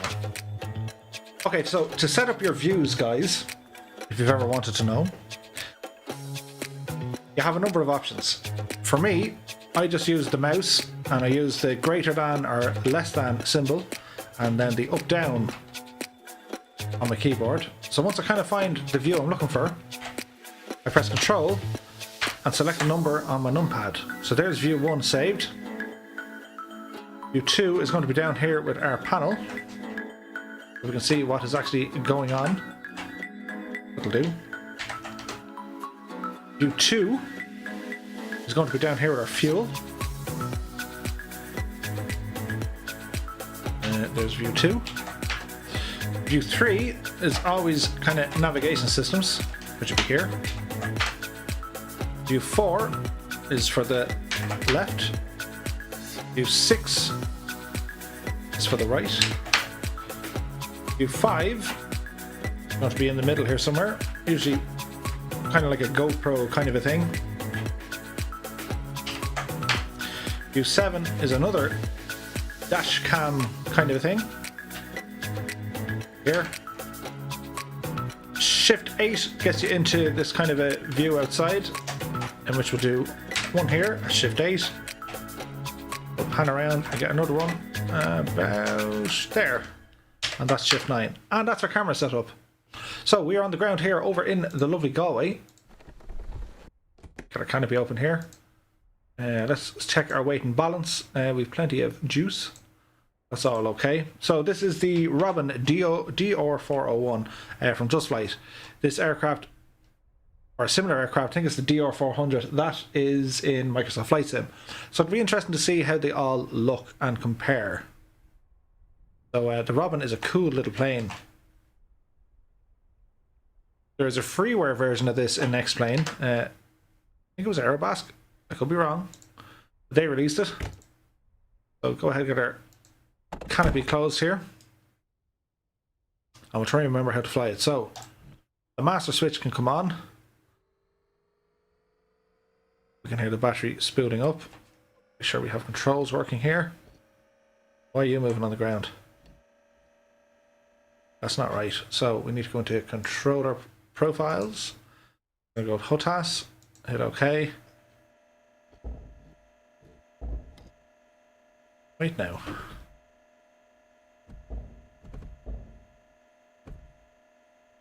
We have left, right, down. Again, there doesn't appear to be toe brakes. So if we go for, see now, Is there toe brakes on a Robin? Because this is going to be really handy figuring out... No, it is not. This is going to be handy to figure out where the bug is.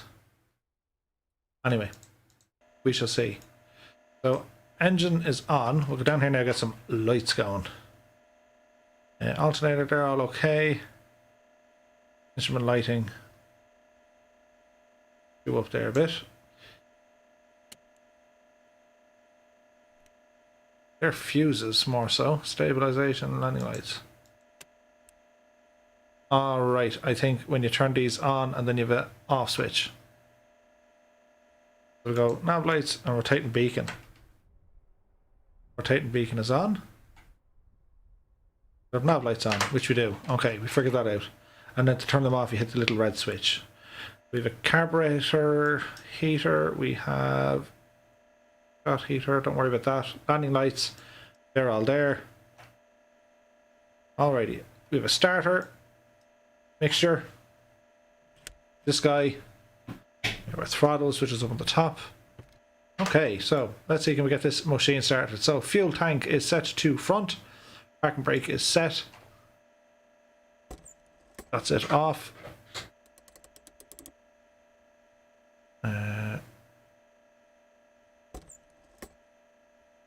Parking brake goes on. Now there's no fuel pump that I can see. Mixture.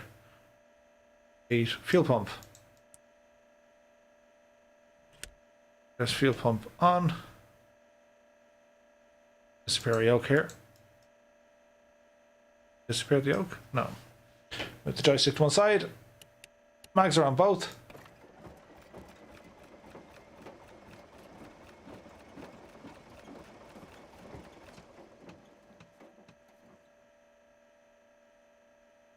Turn on some fuel there, Murph. That would have helped. Okay. Good start in the engine. Who said this wasn't a professional level streaming thing? Altimeter needs to be adjusted.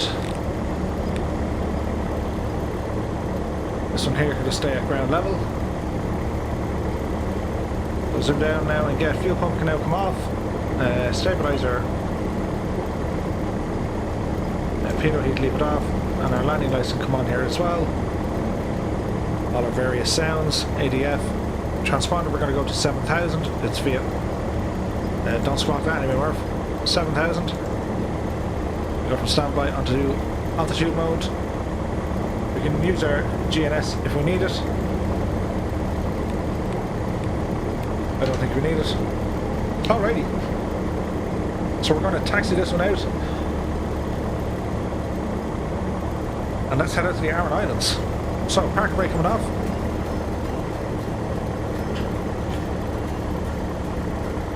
Aha! We have toe brakes and they work. Problem seems solved.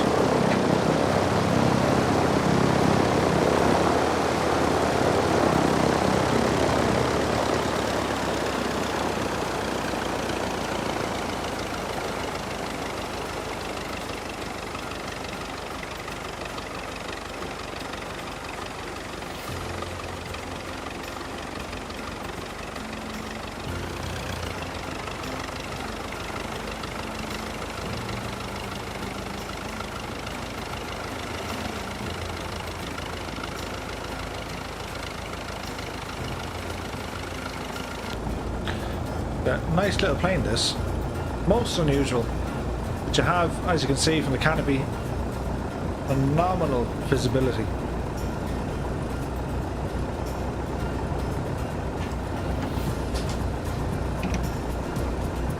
Ailerons and flaps are all moving the way they should be.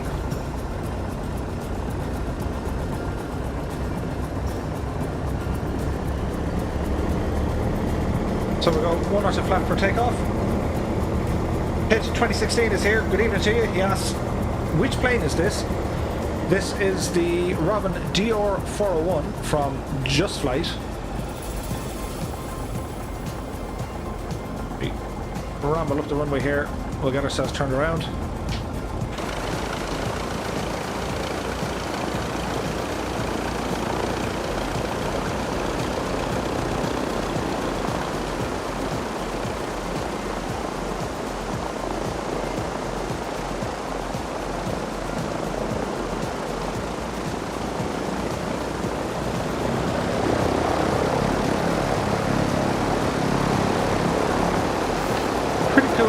this.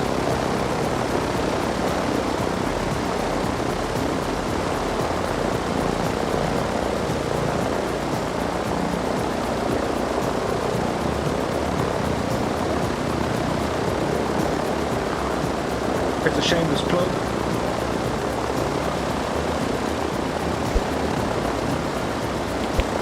Don't forget guys, if you're new to this channel or to the stream, be it on YouTube or Twitch, if you like what you see, hit the L thumbs up, and you might even consider the L follow or subscribe for more of this type of content. That shameless plug graphic took so long to make, that's why I like showing it off. It's like, hey look everybody, I did a thing! A thing! Alrighty, so we're going to get ourselves lined up here on the runway.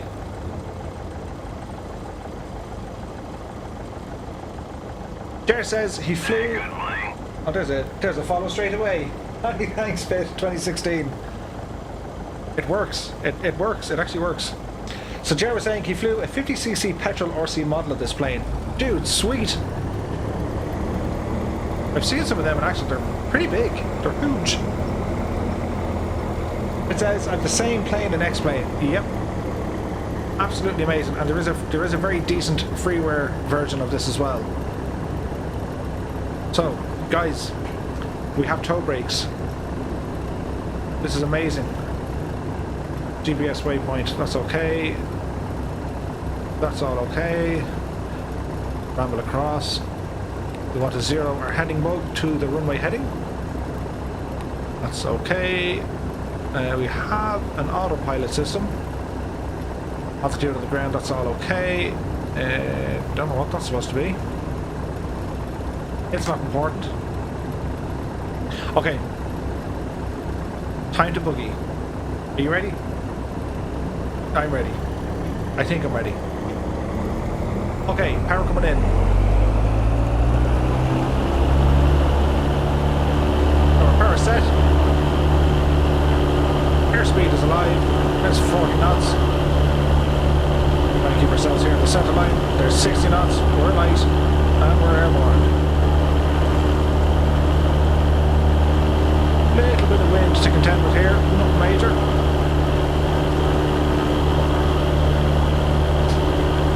Flaps coming in. Plenty of power in this machine. Decent climb now as we're leaving the area of more and more to our left hand side. We're going to be heading over Galway City. Have a quick look at our map here. We're heading down over this frigate, down towards the Aran Islands, for which there are 3 little landing strips, one on each island, and we're going to go land on each of them. The weather is certainly different over in Galway. We have a bit of wind to contend with. It's gusting about 10 knots, so you should see us kind of hopping around the place every now and again.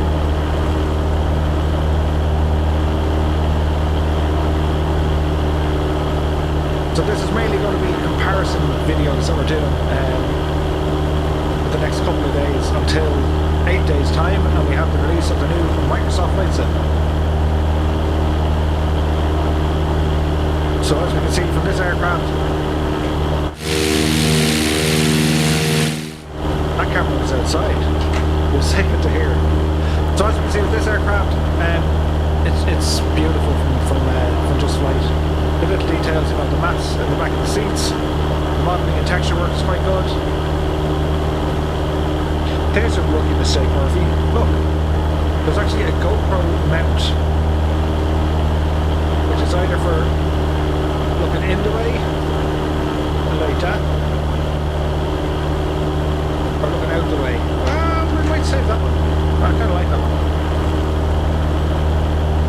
Anyway, consult our map here as we're flying out over Galway. Jump outside here, see what we can see.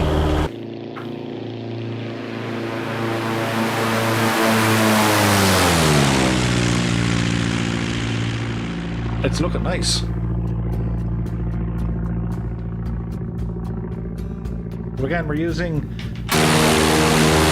good companies. For the all imagery, we have Imagery, buildings and caravan and shopping centres.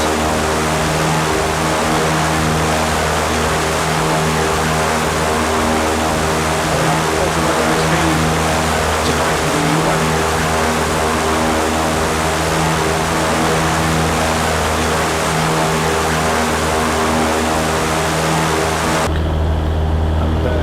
That church back there is totally bugging out.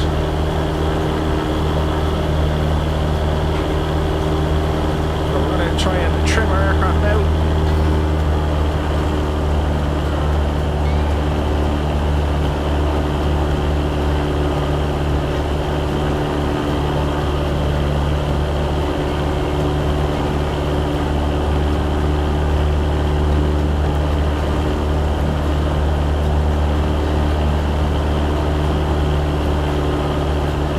So there's a small bit of wind to contend with the major one. Right, thanks, Pete. Said everything looks very nice.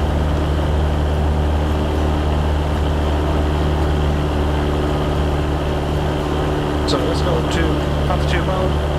That's what hold it. Our heading is pretty much bang on.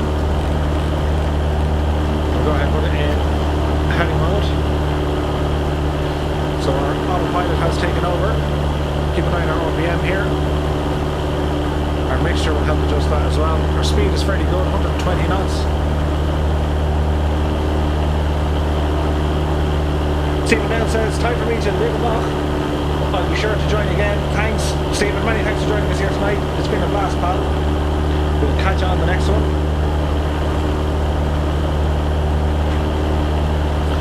So we have 3 Aran Islands. Well, 3 of the main ones. Inishir, Inishman, and the biggest one, Inishmore. But then you've other ones like Inishbothan and stuff. But these 3 islands together, they tend to fly the islander out here from Galway. So we're going to ramble out to see what we can see. I haven't been out here actually with these ground textures, so that'll be interesting. So geographically, we've come out of Galway. We're now looking down the west coast, which is County Clare. We've out anywhere over here the Burren.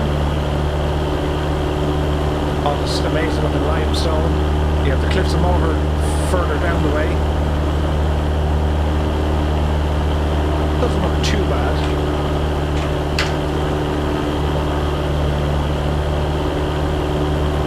Speed-wise, we're doing okay.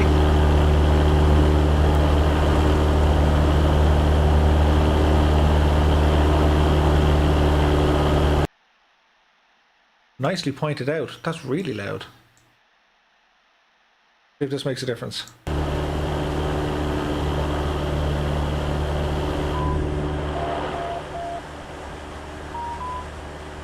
I hope that's better. I'm here screaming to myself going, it's really loud. Maybe it's fine. Wasn't fine.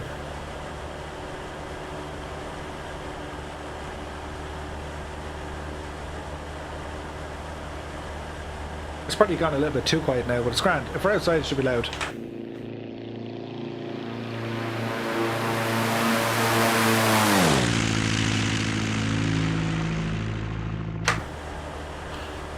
All seems well again. So on the horizon here, here's our 3 islands. And from this range, it looks like we do have satellite imagery for them, which is always great to see.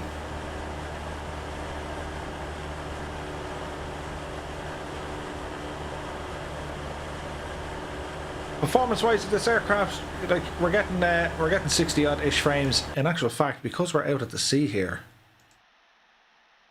we'll turn on the old reflection Aroonies. We'll still be getting the same performance, which we kind of are, so that makes it all look a little bit better. Andrew says that's better. Thanks, dude. Guys, when it comes to me streaming and stuff, if it doesn't sound or look right, just tell me. Because I'll be just sitting here happy out saying, isn't this grand? And then I hate it when I look back at a video to see how it recorded and whatever else. And then I'd like, you either couldn't see something, it was stuttering, or the sound is really bad.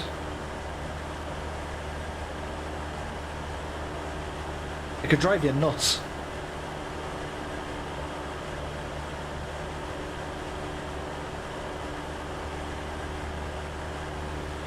So we have breaking news from the reaction review. 8 new improved sceneries already. We'll be sure to watch that one.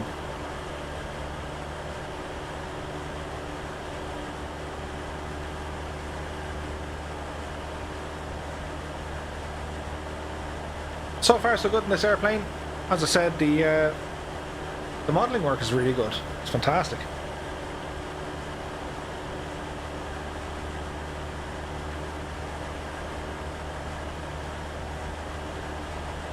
And the robins that appear in Microsoft Flight Sim also have steam gauges, which I love.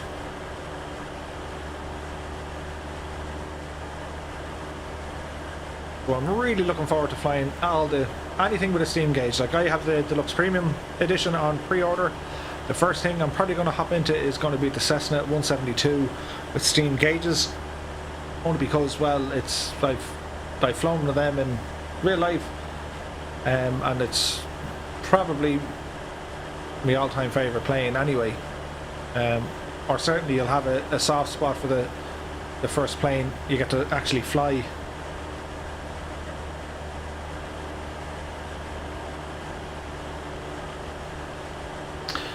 The Robins, they're not too different than the Rallies. If any of you guys are accustomed to the Rally, it would have been a prominent fixture up in Weston Airport. As we have some reflections here now on the sea, that's what I was going for, just to take the blandness. As we look down there, you can see way down here the cliffs of Moher,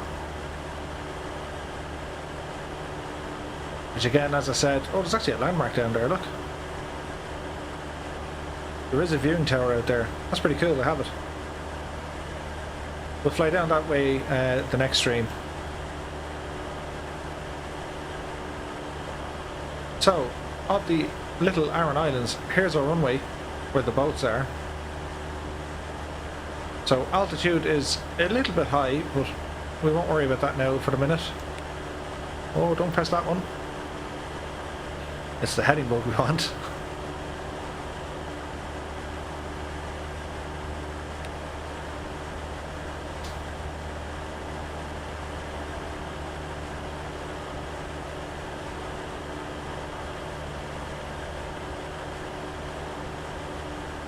Jer asks, do you really have to pre-order the new Flight Sim or just download it on the day? No, you can just get it on the day, man. The only reason I've pre-ordered it is as soon as the thing goes live, I want to download it, and because I'm very impatient and I want to be able to fly it as soon as it's out. But there's no difference of pre-ordering it or buying it. To my knowledge, there was no advantages of pre-ordering it. There was no, pre-order now and save 10% or any of that. We didn't do anything like that. So autopilot coming off. Get our throttle right back here now, and we can start dipping the nose. Keep an eye on our airspeed here.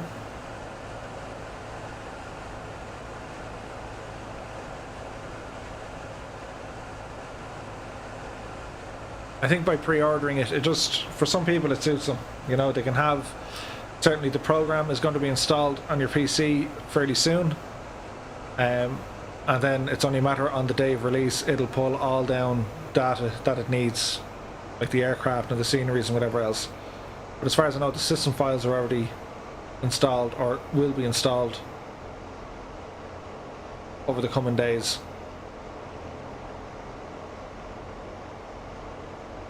So as we drift down here on our steep approach, it's great to see that the islands are modelled. And again, we're using the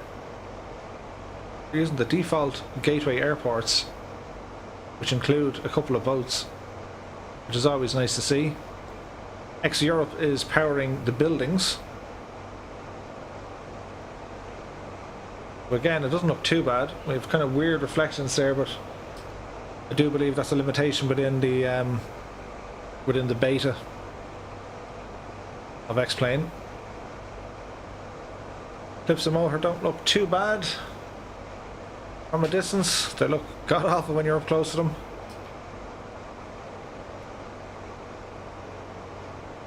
Again, this is going to be very interesting in 8 days' time, because we're going to be flying.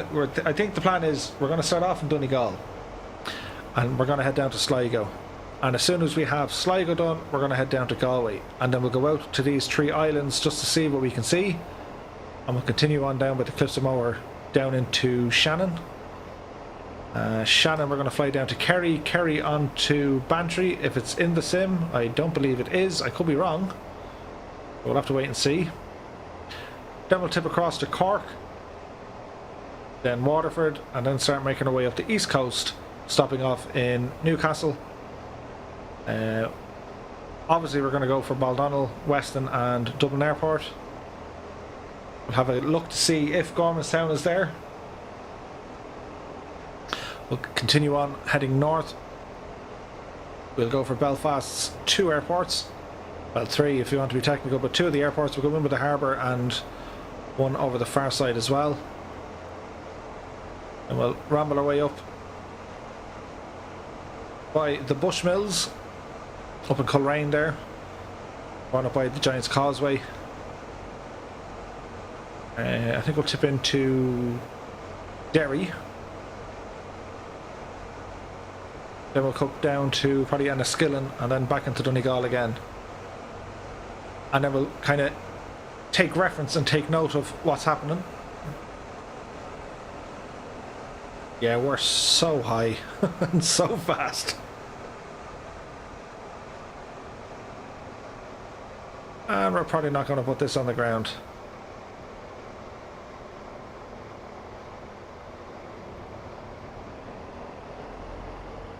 Little bit high, so there's no point even attempting that, but we will fly around the island.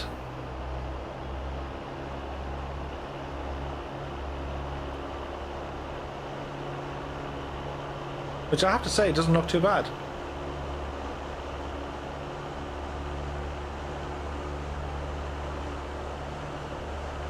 It is most definitely windy though.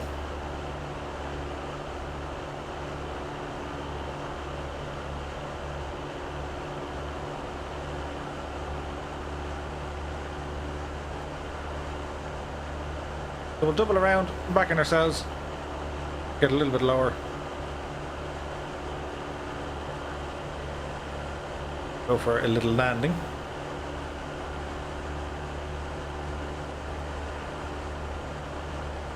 And then once we kind of figured out everything we need to figure out in Ireland, including the Midlands airfields, Limetree, Birr, Clonbelogue, Abbeyshrew, then we'll probably jump into the Airbus and ramble across then to the UK. And we're going to start off with Scotland, because I started a UK series on X-Plane and I stopped it when I heard Orbex was going to release their products, and I said I had to wait. And when they finally released it, my performance was absolutely shot. It wouldn't get the performance I was looking for in terms of the frames without dialing everything back. And then of course, you know, when you're uploading videos, it was taking on average, you know, an hour to make, maybe another hour to edit, and then, you know, by the time you have it rendered and uploaded, it was taking another 2 hours. It was just taking a lot of time. Go ahead, drop a notch of flaps here now. We're still a little bit high, but we'll go out to sea here just to lower some of that altitude. Hit 2016 asks, are you from Scotland? I'm not. I'm from Ireland. But I think, as far as I know, this is the correct historical account of what happened. Many thousands of years ago, there was a group of guys standing around in Ireland, and one fella said, come on over this way. I found an even more isolated and damp, rainy area. And the lads followed him over, and they called that place Scotland. Yeah, that's what happened. But no, I've been in Scotland. I have friends in Edinburgh. So I kind of half know the area-ish. And one of the guys in the stream, or if he's watching there tonight, he's actually flown up that neck of the woods, up by Sumborough. Which would have been savage. Just the wind here.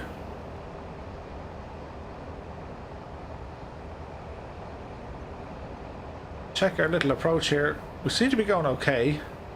Altitude is looking a lot better now. We have 2 notches of flaps deployed.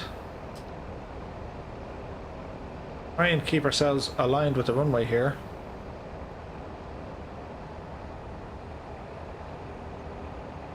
Kind of see at this ground level the scenery textures start to peel back a bit. Not too bad, like at this stage your focus is going to be on the runway.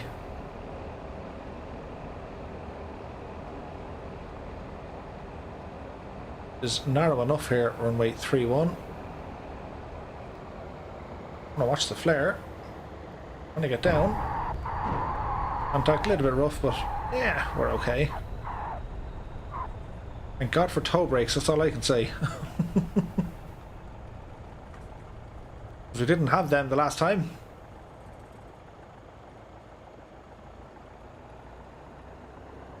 But we'll do a UE here.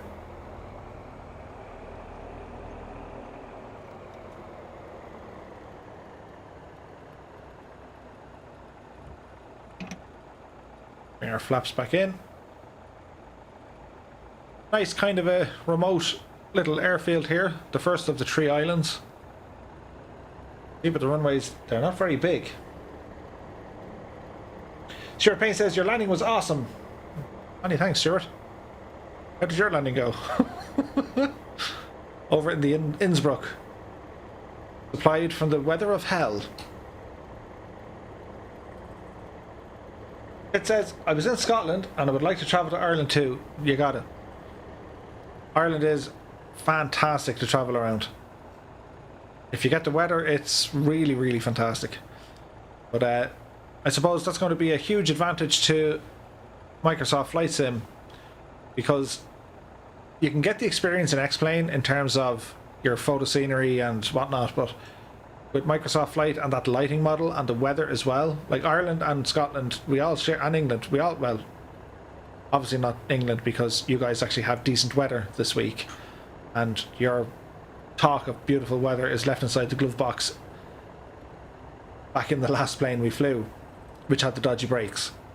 But the weather kind of makes up the scenery, you know, so if you have all wonderful lakes and rivers and mountains and all this kind of good stuff, the weather is part of the scenery, you know. As much as I dislike damp, wet, windy, cold weather, it makes a scenery, you know. Much the same as, you know, if you go to anywhere hot like Rome or Spain or the Caribbean or any of that kind of stuff. 100%, like this type of travel, real world travel, especially the way things are in the pandemic, impossible to fly. Anyway, 1 notch of flap set, power coming in, fingers crossed we get to our proper speed before the runway runs out, because this is a short runway. There's 40 knots, there's 50, and there's 60. We're light and we're airborne. First island done. Bring our flaps in pretty much straight away. Our airspeed is climbing fairly quick here. We've decent wind speed against us. Then we rumble over to the next one. Stuart says, I survived the weather. It was just pure updraft and downdraft, but no warning from ATC until I got an update that took me from 10,000 to 12,000 back down to 8,000. Holy moly, dude. Thunderstorms all over the airport. Funny enough, there's actually thunderstorm warnings here in Ireland. We're going to do a lap of this island as well, guys, because where's the fun in just landing on the next little runway without seeing where we're landing? It asks, do you fly online? I do the odd time. I've done a bit on Pilot Edge. I do a little bit on VATSIM.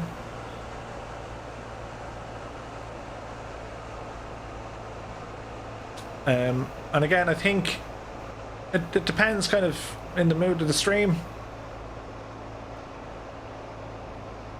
I've only just started streaming. Like I've been making videos and I've been simming for years.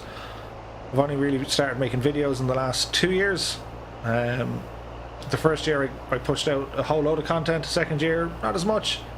This year I'm able to push out a whole load of content again, and I started streaming. And I have to say, I like streaming because I think we're all the same. When you're doing your flights, any flight simulator, it's a boring, lonely experience unless you can share it with someone, and or have ATC.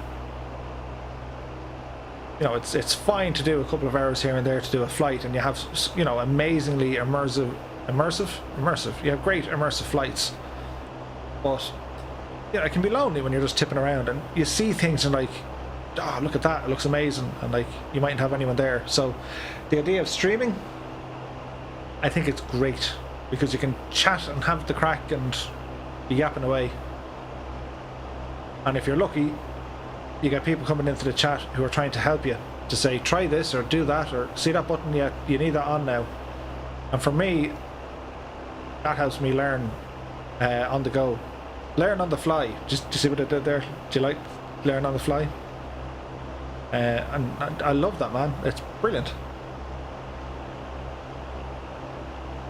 Stuart says, I think we should do an SF260 flight on VATSIM, somewhere quiet, with no controller for a flight or two, if you're interested. Yeah, 100%. Absolutely, Stuart. We'll give that a bash.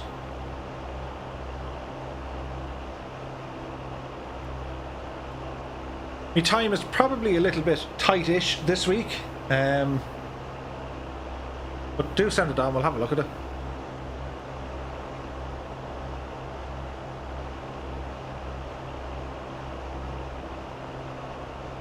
So nothing but kind of stone walls and little fields here. These islands are subject to some of the harshest weather. But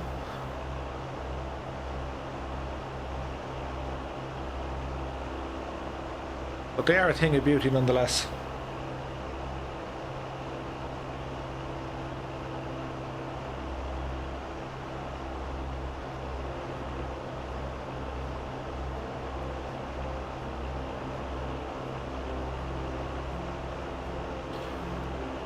Go for a few scenic shots.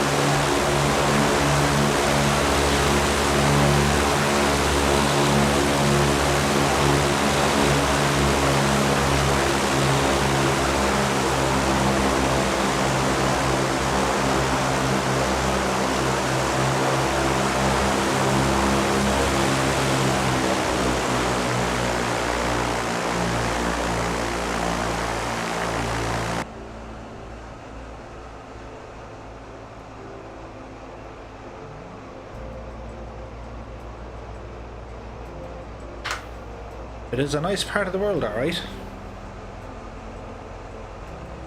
Stuart, this is the JustFlight Robin DR, I think it's the 401.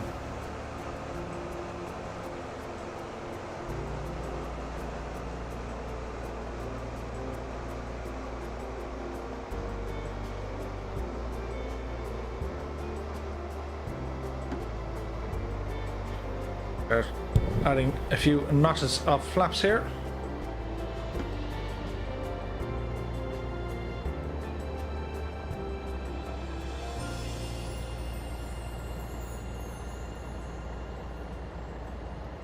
We get ourselves lined up for a steep approach, turning left base. Is the GTN 750 compatible? It absolutely is.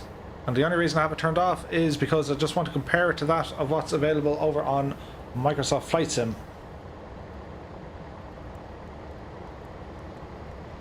Just to see what the comparisons are going to be like in 8 days' time. 8 days. Oh yeah. So we have our flaps fully extended here. We go for an approach and land on our second airport over here in the Aran Islands. Again, we've a little bit of wind to contend with.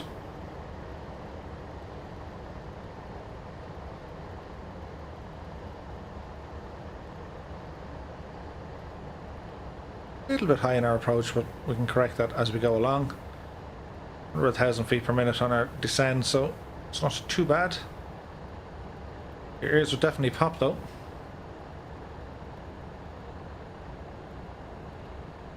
Hit 2016 says, Super stream, I like it.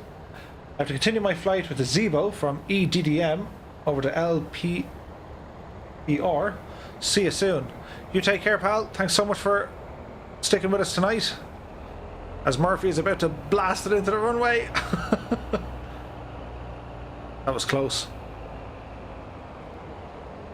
And we're not out of the woods yet.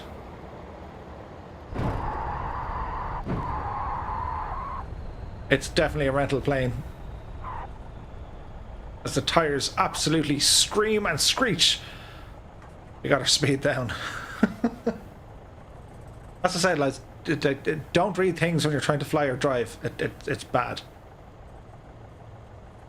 We can see that this little airstrip is modelled relatively well.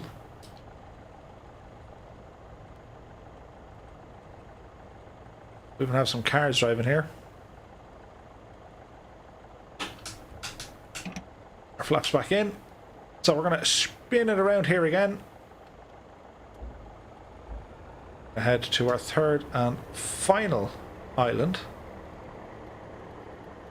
This is Inishmaan, I think.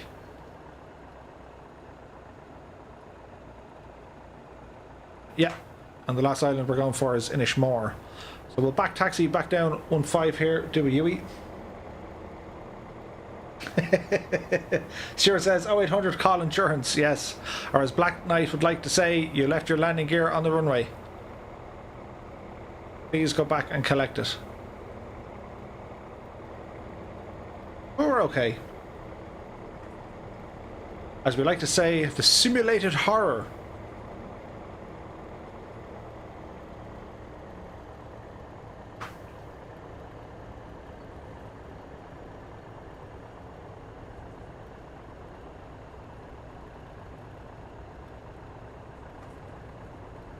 I suppose the mesh isn't too bad here, like it's given some detail. The clouds in the distance, like it's doing the best it can, you know. X-Plane does, it tries to do the best it can anyway. How much is the new spine these days? Yep. Luke Scott has just subscribed. Many thanks, Luke. Welcome to the channel. I hope you're keeping well.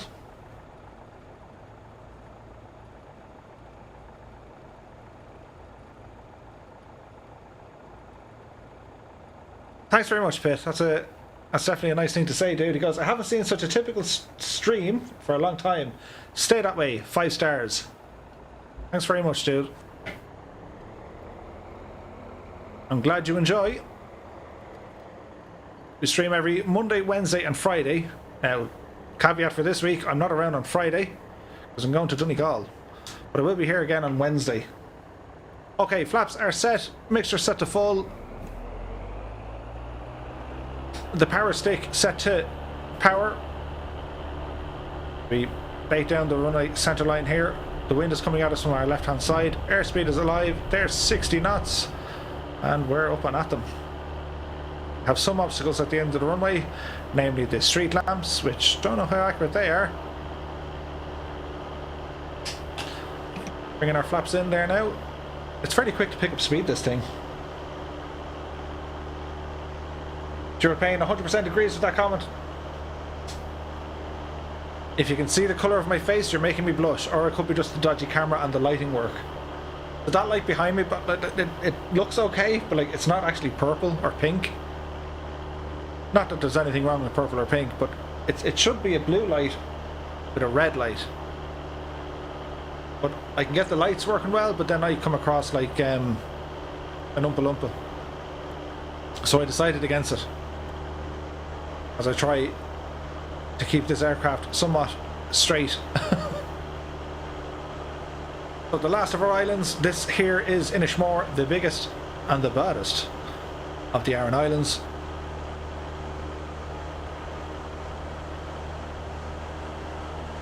Our speed is good, don't need a whole lot of altitude here, we'll keep it under 2,000 feet if we can.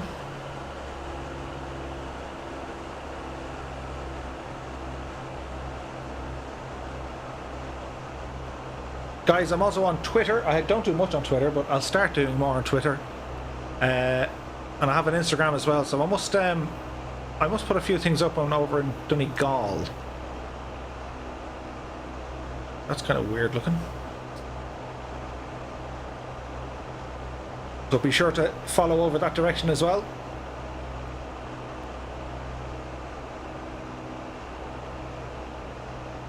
So there's our airstrip to our left hand side. We'll fly around the island and head back to it. I imagine it can be well sheltered. Maybe not.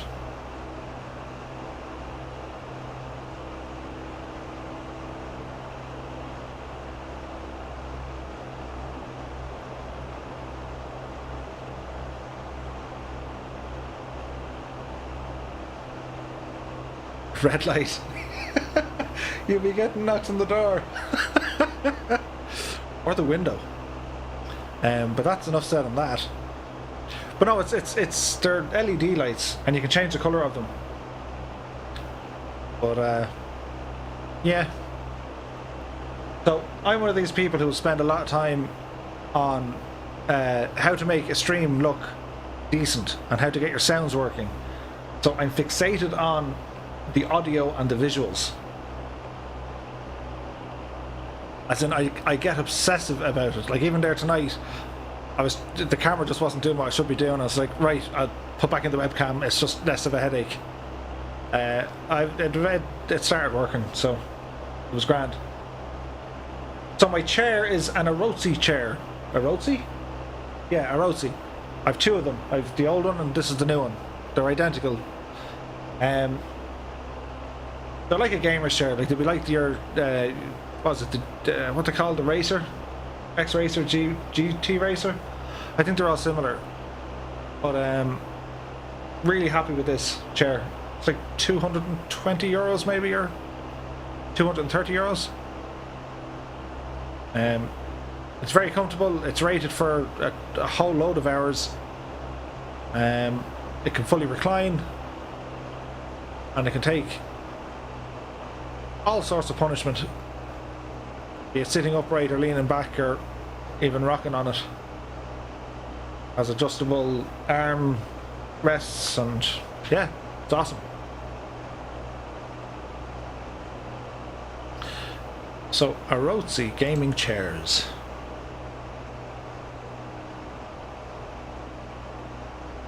Arotsi gaming chair. Do. Now Murph, what happened the last time?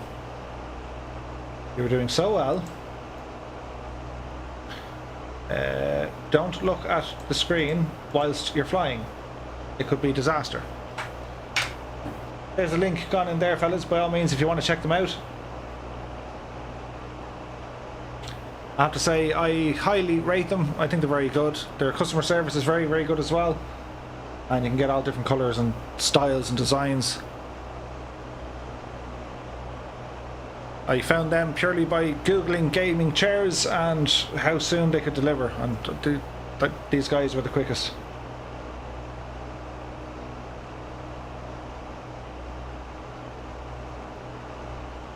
Stuart, now you need to show us your chair. If it's a church pew, I'm going to be very disappointed, man. The hardcore simmer.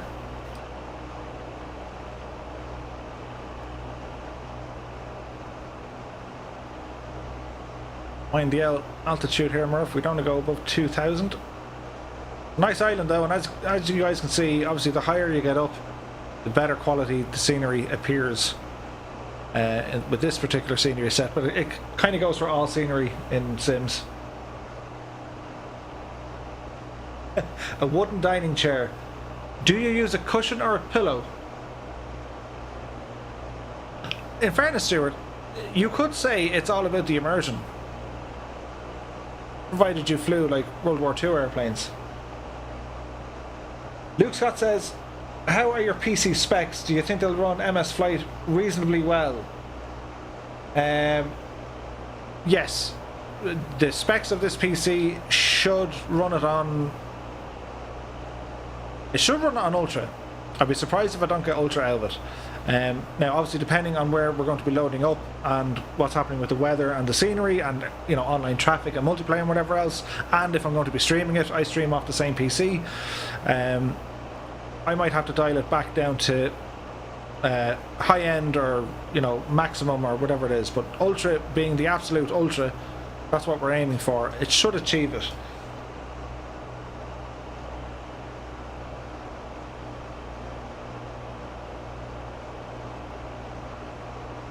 The graphics card is the RTX 2080 Ti. I have 64 gigs of RAM for all sorts of applications going on in the background. I have an i9 processor, which is, it's an unlocked processor, so I have it running anywhere between 4.6 to 5 gigahertz as standard. I've overclocked it myself to about 5.5. It can go higher. The cooling system I have on the machine is pretty good. It's the Corsair H100i version 2 or something. But I got it up to 6 gigs, or 6 gigahertz rather, but just not for very long. And to be honest, like, to me, again, you know, if you need to be running at 6 gigahertz, the sim or the game just isn't optimized enough, you know? Like, that's one thing I do like about Microsoft Flight Sim. Regardless of the settings, it's going to look pretty. You know, not so that the only people who are able to really get the high speed settings are going to be, you know, like the high kings of Europe. So Kenneth says, well, how would we simulate sitting on a parachute in a chipmunk? So if you got Stuart's chair and turned it upside down, we'd all have a leg each. That would probably do it. I use a cushion on it, but a 3-hour flight to Innsbruck leaves me a little John Wayne. That's awesome, man. That's like the absolute hardcore simmer. Sitting there in absolute pain, getting up and limping away from your flight. And someone asks, how did your flight go tonight? Oh, you know, it was a tough one. That's pretty cool. Anyway, it's not about the chair. Now this thing, what it's trying to depict over here, to my knowledge, there's some sort of an ancient kind of a fortification wall thingy going on. So it looks really bad there. It looks terrible bad. Because it should be on a cliff face, and there's a name for it. I forget the name of it. Angus, is it? Dun Angus? I think it's Dun Angus. DUNAONGUS, I think. If you Google it, you'll see it. And it looks, in real life, it looks absolutely breathtakingly stunning. It goes back thousands of years.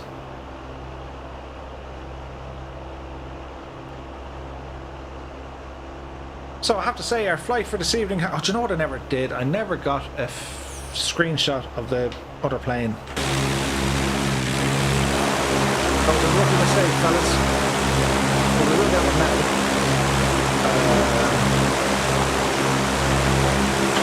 That's cool.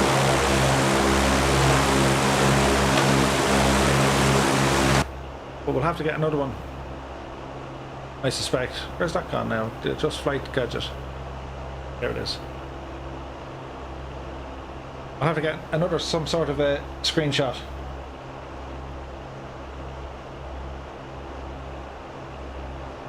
It's not as bad as Microsoft Flight Sim when you fly approach into Cardiff runway 30. There are some mesh issues, I believe. So as we're facing way off in the distance the cliffs of Moher, back over in the county of Clare. Moving up and along the coast is back into Galway. And we're over the three Aran Islands here.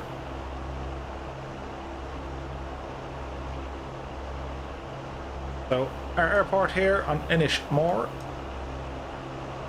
That's what we're going for. We're going to go for a full stop landing and park ourselves just in here. That is the plan.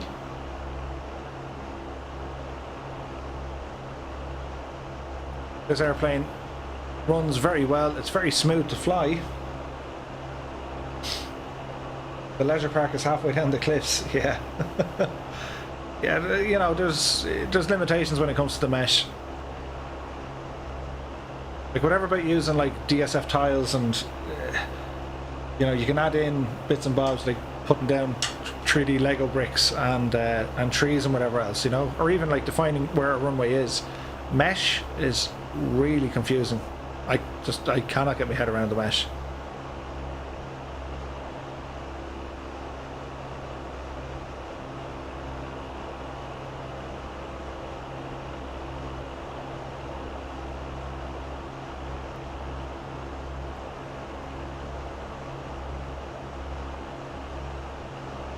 We're going to enter on our left base.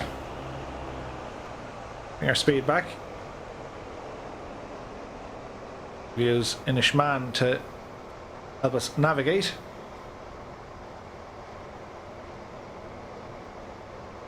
Kind of forgot about staying under 2,000 feet there during the waffle as always, but sure. Yeah. We're lucky it's free fuel tonight.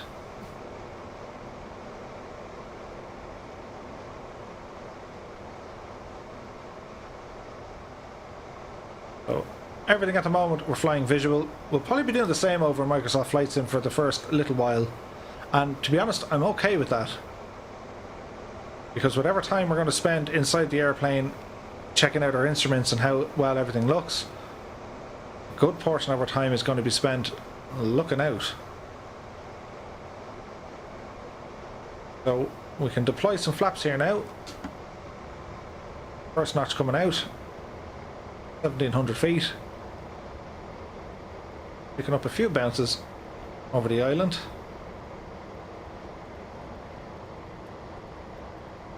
The speed comes down.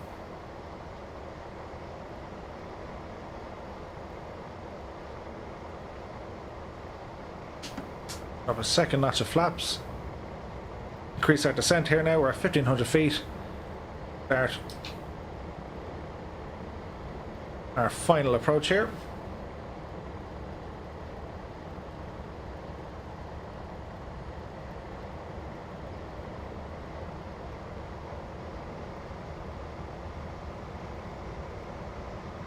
And we do have a little bit of wind to contend with, but nothing we can't figure out, I'd say. Famous last words.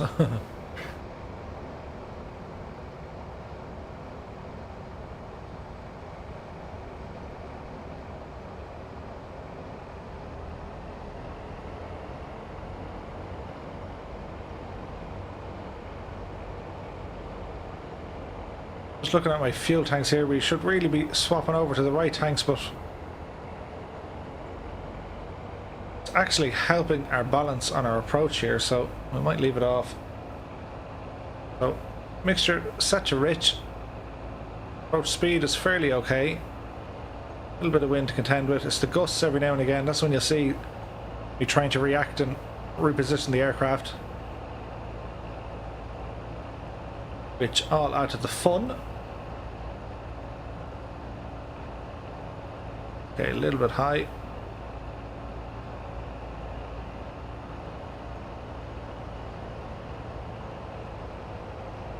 Watching our speed here. So tips for you guys when you're approaching the runway: get yourself lined up with the start of the runway as soon as possible, and then eyes go to the end of the runway, because that'll keep your focus point correct, and it really helps with your flare as well. There's your man who absolutely burst it the last time, but usually there's a gust of wind we didn't really want to get, but we're okay.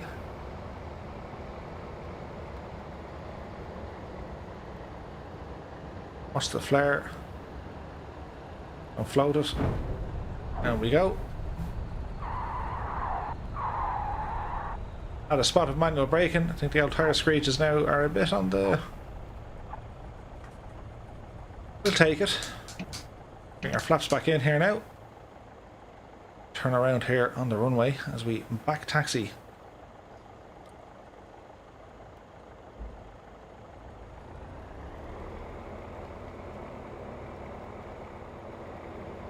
You can see from the weather sock where the gusts are hitting. You've kind of like a 5-knot wind, and then every now and again it'll gust a different direction up to about 10 knots. Of course, it's not doing it now. You're making a liar of me. But even the weather sock, and just when you see them in Microsoft Flight Sim, it's just a totally different kettle of fish, lads. Kenneth Otten says, see, practice makes better, Murph. Practice makes better, Murph. Yes, yes it does, Kenneth.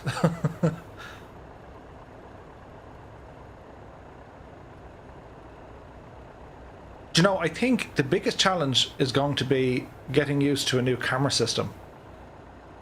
Because one thing I don't need to worry about an expert, and like, you know, to operate the cameras in any flight sim is very important, because you need to be, like, you need to be able to see everything. You need all these, well, maybe not that one, but like, you need to be able to control your viewpoint, because that's, without it, unless you're doing instruments, you can't see outside, yeah?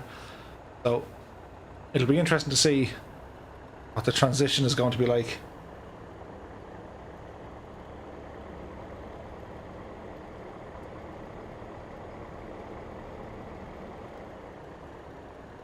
$0.99 Express.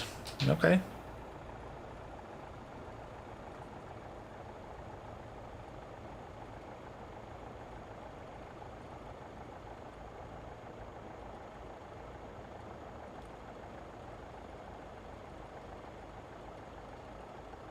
Get ourselves here on the center.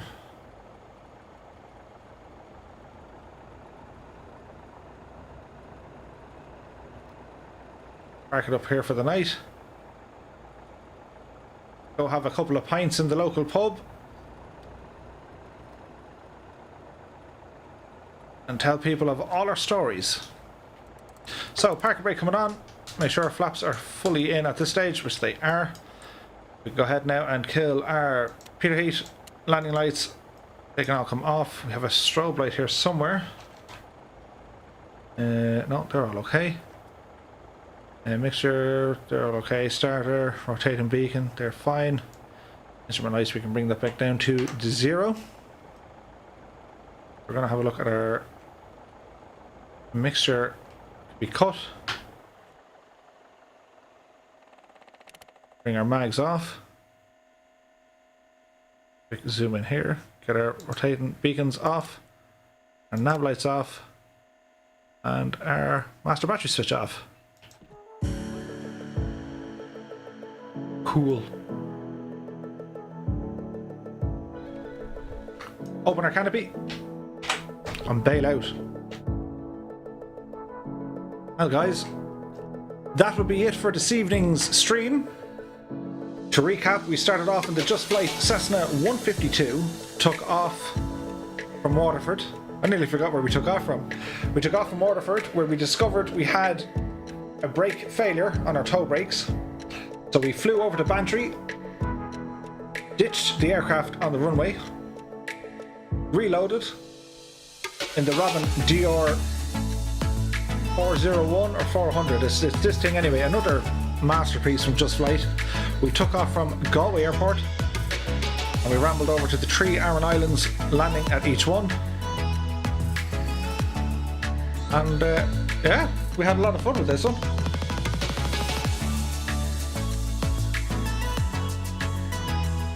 Kenneth says, a lot better than you. You keep bursting tyres in the Tecnam P2600T. Well, I wouldn't worry about bursting tyres. We don't need to pay for them. It's all grand. So guys, thanks ever so much for joining again on this stream. It's been an absolute bundle of laughs. We have a lot of new subscribers and followers to the channel. Thanks very much, guys. If you're new here and you like it, don't forget, hit the like button or subscribe or a follow on Twitch. We also have a live Discord channel open as well. The link is back in the chat there if you want to have a go. Thanks as always to everyone for tuning in. Stuart, Kenneth, Jer. Let's see, can we name him? Scoot is here. Scoot. Luke Scott is here. Andrew Noble was here. We had Pitch 2016 over on Twitch. He joined us there for this evening. We had we loads here tonight actually. Stephen Downs was here. That was me. Ian Smith was here. Many thanks again to Aidan. We had G4K here for a bit as well. Ben Calhoun was here. Lou was here for a bit as well. Dazza with his sunglasses. And to everyone else, Father Son Flight Simulator, Otto Finn, Ministry of Music was here. To be honest, if we get many more people in the chat, I won't be able to name them all. Scarlet Hornet was here for a bit. Hampus was here, DHP. And if I forgot someone at this stage, I think we said Kenneth and Mac130. Davin Crawford was here. We can only press the song again. This is a shout out to everyone. If this video, when this video goes live, you got to tune in to the end because y'all get a mention. Senan Gallagher was here. Master Joe was here. Neon Jedi from earlier on. If you guys are into your kind of first-person shooters or role-playing games, I do ask you to check out Neon Jedi's channel. He's over on Twitch. He's my brother. He doesn't like simulation games. So, if you don't want to visit him, that's quite okay. Cockney John was here as well. I knew I was forgetting someone. And Ken Fitzpatrick was here as well. Anyway, guys, I'll keep rambling on. Thanks a million for watching. Fair play to you. 8 more days. 8 more days. So until then, look after yourselves, stay safe, and we'll definitely see you on the next one. See you guys.